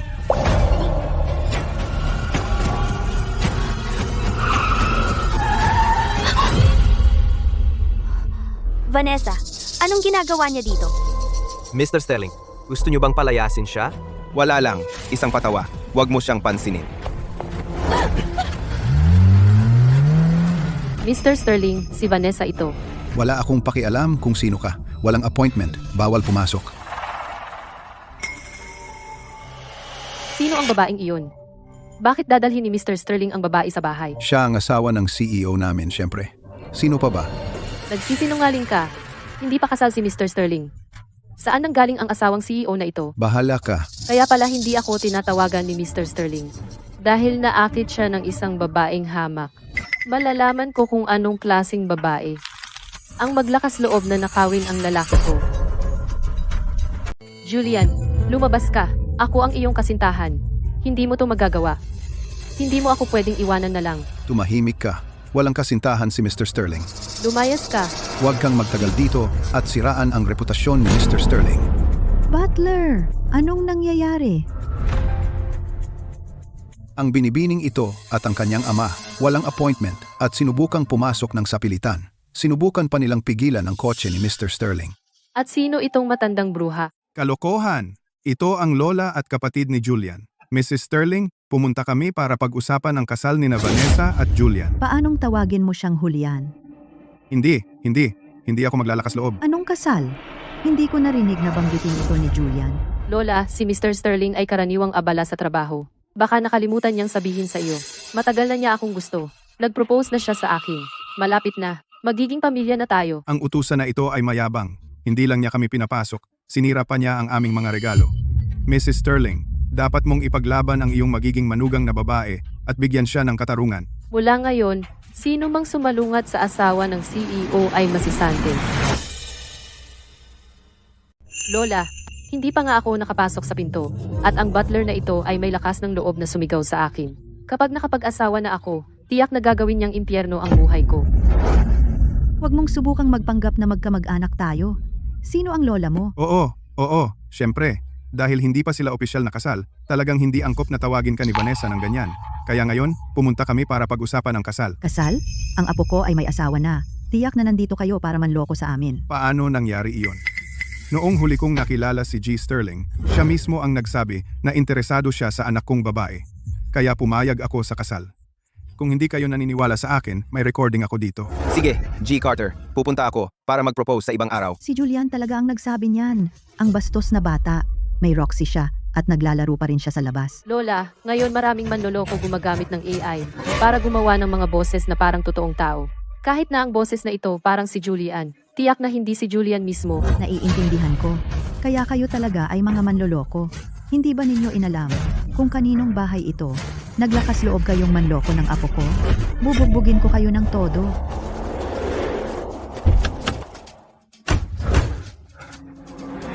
Upang takasan ako, nakaisip pa siya ng isang napakababaw na kasinungalingan tungkol sa may asawa na raw siya. Tatay, bakit gagawin ni Julian iyon? Hindi ba niya ako gusto?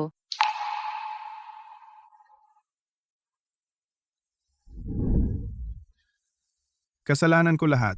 Abala ako sa trabaho kamakailan at hindi makapunta noon. Hindi mo kasalanan. Kasalanan ng babaeng iyon. Sumulpot siya at inakit si Julian. Sinuhulan at nilalambing din niya ang pamilya niya. Maghanap ako ng paraan para mabawi si Julian. Roxy, mahal ko, noong bumalik ka kasama si Julian, may nakita ka bang kakaiba na nakatayo sa pintuan? Narinig ko siyang sabihin siya ang nobya ni Julian. Ang pagbisitang ito ay para pag-usapan ng kasal. Ano man ang sabihin niya, huwag mong dibdibin. Kailangan mong magtiwala kay Julian. Huwag kang mag-alala kung may ginawa siyang masama para saktan ka. Si Lola ang mauunang kumilos sa kanya.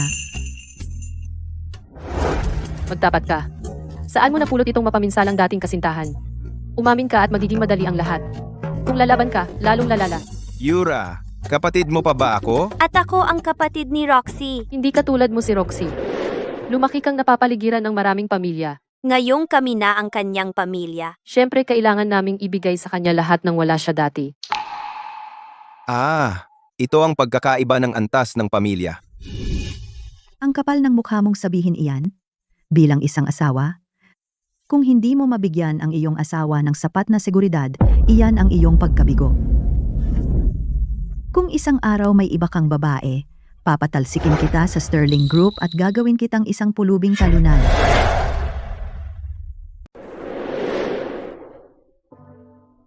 Dahil nandito si Roxy, para sa natitira kong buhay, hindi na ako titingin sa iba.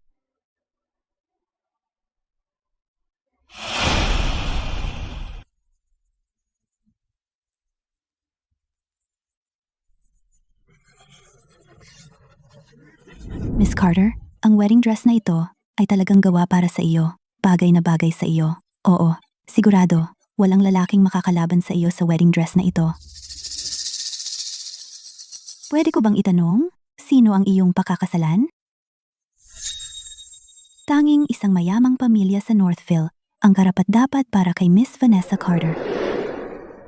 Ang taong pakakasalan ko ay si Julian Sterling. Julian Sterling? Tungkol ba kayo kay CEO ng Sterling Group? Kung gayon, bakit hindi siya pumunta para pumili ng wedding dress kasama mo? Tingnan mo ang aming mga kliyente, karaniwan, may kasama silang fiancé na sumasama sa kanila. Ang fiancé ko ay sobrang busy. Kung sasama man siya sa akin o hindi ay wala kang pakialam. Ito ba ang paraan ng tindahan ninyo sa pagsasanay ng mga empleyado?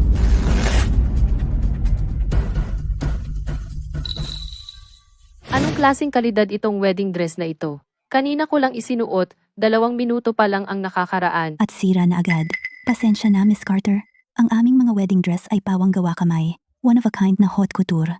Kailangan naming bayaran mo ang pag-aayos. Ako ang tagapagmana ng Carter Real Estate. Akala mo ba wala akong pera? Basura lang itong damit, iswipe mo na lang.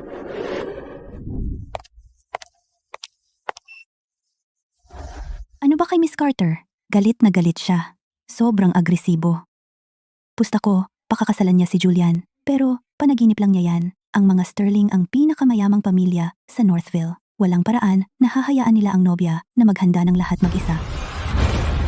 Kapag naging asawa na ako ng CEO ng Sterling Group, kayong mga snob, bawat isa sa inyo ay magbabayad.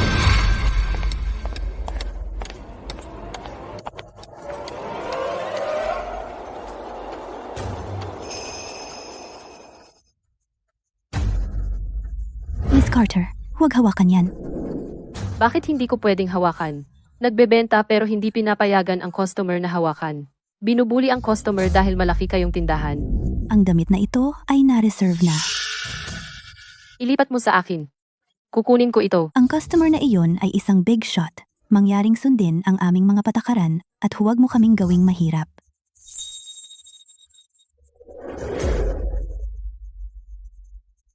Oh, tingnan ko kung sino. Ang maglakas loob na makipag-agawan sa wedding dress sa magiging asawa ng CEO ng Sterling Group.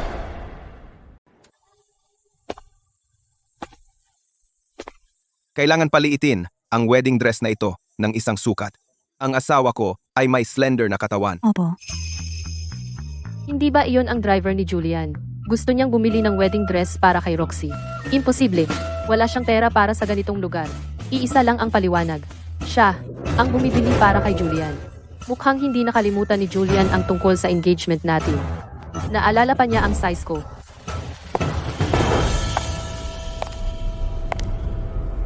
Ibalot ang wedding dress na ito. Ihatid ito sa mga Carter. Miss Carter, ang wedding dress na ito ay nireserba na ng mga Sterling. And Ako ang pakakasalan ni Julian. Ako ang magiging may-ari ng damit na ito. Pwede ko na bang kunin ng maaga? ang natitirang bayad sa damit na ito ay hindi pa nababayaran. Dahil gusto mo itong kunin, kailangan mo munang bayaran ang natitira. Magkano kaya iyon? 10 milyong dolyar. Isang damit lang, at nagkakahalaga ng 10 milyong dolyar. Ang wedding dress na ito ay dinisenyo ng isang sikat na designer sa mundo, tinahi ng kamay, at inabot ng daan-daang araw. Wala nang ibang katulad nito sa mundo. Talagang mahalaga ako kay Julian. Handa siyang ihanda para sa akin ang isang napakamahal na damit. Kung ganoon, okay lang sa akin na isuot ito mamaya. Bahala na. Iwan na lang ito dito. Ang fiancé ko ang magbabayad. Ipak na lang ang napili ko ngayon. Walang problema.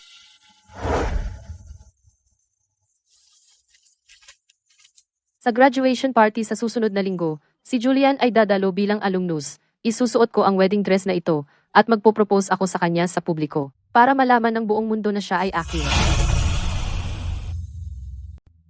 Vanessa, bakit ka naka-wedding dress? Anong alam mo? Darating si Mr. Sterling ngayon. Magpo-propose si Vanessa kay Mr. Sterling sa publiko.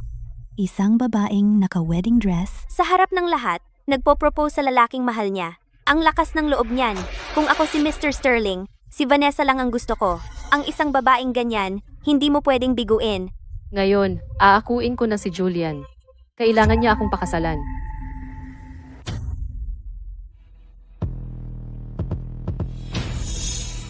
Iyan si Mr. Sterling. Kahit nakamask, gwapo pa rin siya. Mr. Sterling, ako si Vanessa. Alam ko matagal ka nang may crush sa akin. Kung hindi mo kayang gawin ang huling hakbang, ako na ang gagawa. Gusto kong sabihin sa'yo. Pakasalan mo siya. Sa harap ng lahat, kung lalaki talaga siya, hindi niya ako pababayaan. Anong sinasabi mo? Hindi kita maintindihan. Mr. Sterling, ikaw mismo nagsabi sa tatay ko na gusto mo ako at gusto mo akong pakasalan. Huwag mong sabihin na bibitaw ka na ngayon. Oh, sinabi ko ba iyon? Hindi ka pwedeng maging ganyan ka-irresponsable. Kahit CEO ka ng Sterling Group, hindi mo pwedeng paglaruan ang damdamin ko. Oo, talagang sobra na si Mr. Sterling ngayon. Si Miss Carter ay nakasuot ng wedding dress at inalok siya ng kasal sa publiko at pinahiya niya siya ng ganoon. Itinanggi niya ito at nagpanggap pang may amnesia. Dahil lang mayaman ng Sterling Group, akala ba nila pwedeng gawin ang gusto nila? Vanessa, sabihin mo sa tatay mo na huwag gumawa ng anumang laro. Ang partnership ko sa Carter Group ay maaari pang magpatuloy. Banta ba yan sa publiko? Totoo na hindi kasing lakas ng Sterlings ang Carters. Pero hindi rin kami basta-basta. Nasaan ang mahal kong manugang na babae? Lola, anong ginagawa mo rito? Buti na lang inimbita ko ng maaga si Mrs. Sterling. Kung lumala ito, kahit ayaw ni Julian para sa reputasyon ng Sterlings, papayag siyang pakasalan ako. Lola, bigla na lang hindi inaamin ni Julian na ako ang manugang mo at ayaw niya akong pakasalan. Ano? Ikaw ang napili ko habang bukay bilang aking manugang na babae. Hindi ko ito papayagan. Hulian, bilang lalaki, wala kang kahit anong responsibilidad. Hindi mo man lang alagaan ang sarili mong pamilya. Paano ako magtitiwala na kaya mong patakbuhin ang Sterling Group? Kung magpupumilit ka, tatawagin ko ang mga shareholders. Aalisin ko ang shares mo sa Sterling Group at palalayasin kita. Lola, tingnan mo ng mabuti. Ang katabi mo ay hindi ang manugang mo. Ano? Ikaw na naman? Lola, ako ang asawa ng apo mo. Kalokohan. Ang asawa ng apo ko ay mas maganda kaysa sa iyo at siya ay mas mabuting tao. Ang asawa ng apo ko ay hindi magpapanggap na ibang tao at manloko ng iba. Julian, Nandito kami ngayon para makita si Roxy. Nasaan si Roxy?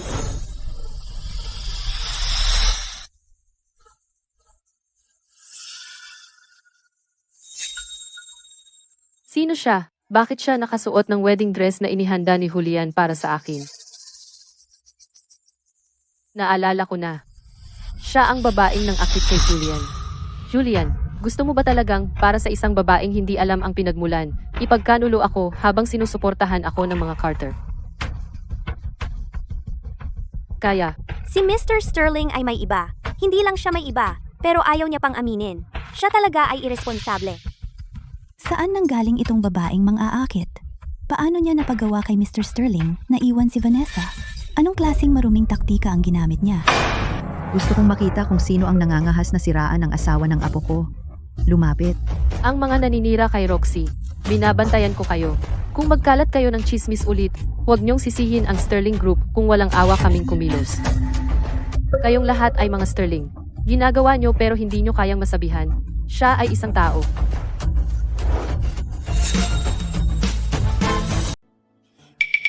Miss Carter, si Julian at ako ay kasal na, kaya legal na kaming mag-asawa.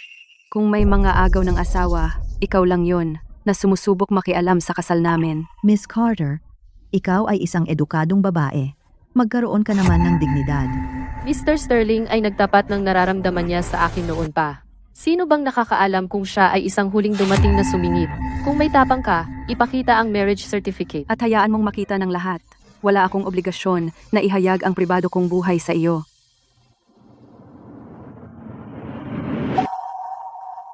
Ang ganda mo ngayong araw. Hindi ba ako maganda sa ibang araw? Malikot. Natutunan mo ng lokohin ang asawa mo, ha? Ikaw namang aakit. Inagaw mo si Julian sa akin. At akala mo makakatakas ka sa ganyan. Hindi kita hahayaang makalabas diyan.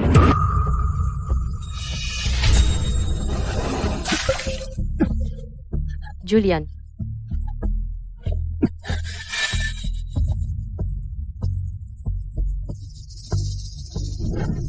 Roxy, paano naging ikaw? Sino pa kaya? Pinakasalan mo ang driver ni Mr. Sterling? Hindi ba? Ngayon naiintindihan ko na. Ang driver na iyon ay isang kawawang kaluluwa na tinapakan mo para umangat ang tunay mong layunin.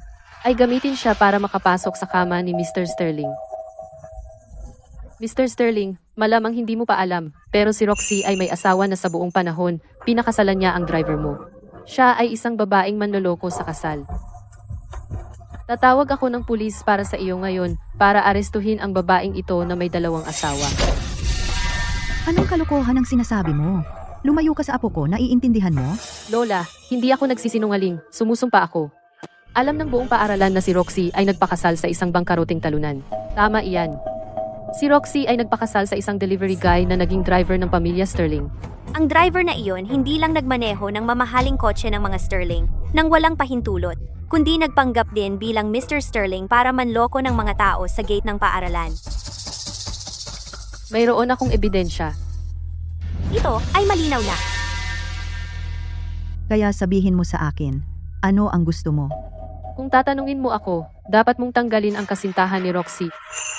Palayasin si Roxy sa bahay at kasuhan silang 2. Kayo ay talagang magkasundo. Ang isa ay nagnanakaw ng pagkakakilanlan ni Mr. Sterling. Talagang tambalan na gawa sa langit. Si Mr. Sterling ay may gusto na sa akin. Hindi ko kailangang baluktutin ang sarili ko para pasayahin ang sinuman tulad mo. Tigilan mo na ang pagiging mapagkunwari. Kung wala kang gusto, tanggalin mo na ang nakakatawang mamahaling wedding dress na iyan ngayon din. Hindi ka karapat-dapat sa wedding dress ng mga Sterling. Hindi mo pa ba nakikita ang mukha ko? Mr. Sterling, tatanggalin mo ba ang maskara mo para sa akin?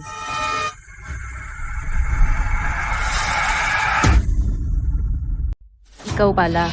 Nagpapanggap ka pa ring Mr. Sterling. Saan mo itinago ang totoong Mr. Sterling? Siya ang apo ko. Ikaw si Julian. Hindi ako naniniwala, Lola. Hindi siya ang apo mo. Kailangan mong imulat ang iyong mga mata. Sarili kong apo? Paano ko hindi malalaman kung sino siya? Si Roxy ang asawa ng CEO sa Sterling Group. Si Vanessa dati ay nagyayabang saan-saan na nakapag-asawa siya sa pamilyang Sterling.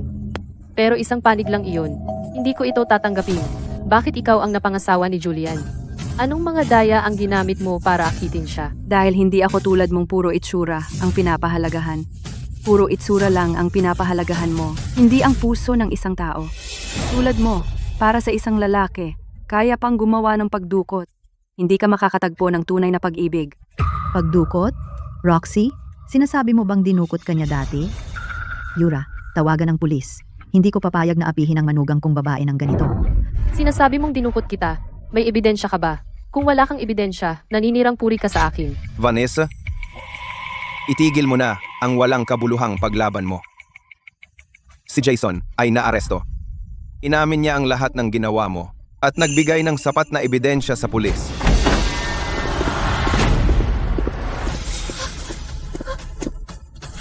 May nag-report sa iyo para sa pagpaplano ng pagdukot. Pakiusap, sumama ka sa amin.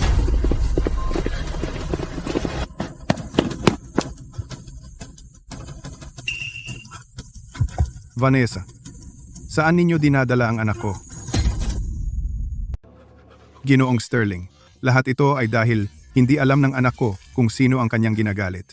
Hindi niya alam na ikaw si Ginoong Sterling. Kaya naman, marami siyang nagawang bastos na pagkakamali. Dahil lang hindi niya alam, ibig bang sabihin ay, okay lang nasaktan ang mga inosenteng tao? Kaming mga inosenteng tao ay hindi dapat magdusa dahil sa hindi pagpapalaki ni Mr. Carter ng tama sa kanyang anak. Dapat unahin ni Mr. Carter ang Carter Group. Simula ngayon, lahat ng kooperasyon sa pagitan ng mga Sterling at Carter Group ay tapos na. Tay, anak mo ako. Hindi mo ako pwedeng basta-basta sukuan. May kapal ka ng mukha para sabihin niyan? Sinira mo ang mga Carter? Tay, sinaktan mo ako para sa mga tagalabas na ito. Kung hindi mo sinimulan ang mangarap ng alyansa sa kasal sa mga Sterling, hindi sana ako napahiya. Pasensya na, Roxy. Hindi ko alam na asawa ka pala ni Ginoong Sterling. Marami akong nasabing masasakit na salita. Mapapatawad mo ba ako?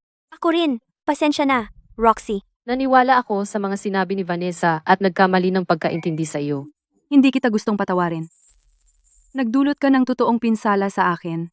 Pero hindi rin kita sisihin. Alam kong may sarili kang dahilan. Sana lang sa susunod na may estudyanteng masangkot sa chismis, huwag kang maniwala agad. Ang kabaitan ng ating si Roxy sa wakas ay may katalasan na. Sa ganoong paraan, hindi ko na kailangang mag-alala na siya ay haharap sa tunay na mundo at magtitiis ng tahimik. Ang galing ni Roxy.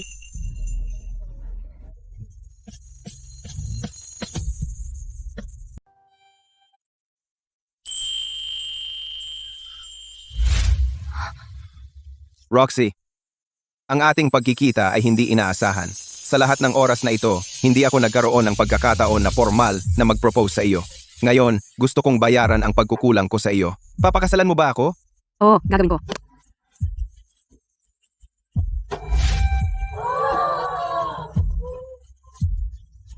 Roxy, mula ngayon, nagtapos ka na ng iyong master's degree. Naisip mo na ba ang karagdagang pag-aaral? Salamat, Professor Davis. Sa lahat ng bagay sa mga nakaraang taon, wala akong plano sa ngayon. Siya? Kung magbago ang isip mo, laging malugod kang lumapit sa akin.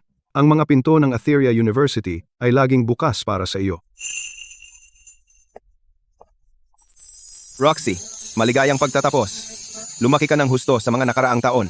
Salamat sa iyo at kay Lola sa pag-aalaga sa akin. Palagi akong mapalad. Nakilala ko si Lolo noong bata ako at paglaki ko, nakilala ko kayong lahat. Susunod, ano ang mga plano mo? Siyempre, sasali ako sa kumpanya at tutulong sa iyo. Kung magpapakahirap ka, hindi maganda iyon para sa akin. Ibig kong sabihin, ang ating mga buhay ay maaaring sumulong sa susunod na yugto. Sa defense kanina, patuloy niya akong sinisipa. Sinabi ko sa iyo na maghintay hanggang matapos ang pag-aaral bago magkaanak. Tapos na ang pagtatapos at pagkatapos, ang pangalawang anak, ang pangatlo, pang-apat, Lord, Khan. Kung gusto mo, ikaw na lang magkaroon. Hindi ko kaya mag-isa. Ang pagmamahal sa isang tao, ay parang pag-aalaga ng bulaklak. Ang tunay na pag-ibig ay hindi tungkol sa paggawa ng ibang tao ayon sa gusto mo, kundi tungkol sa pagtulong sa kanya na maging siya mismo. Julian, salamat sa pagmamahal mo sa akin. Roxy, salamat sa pagpasok mo sa aking buhay. Ikaw ang aking buhay na pinakamahalagang kayamanan.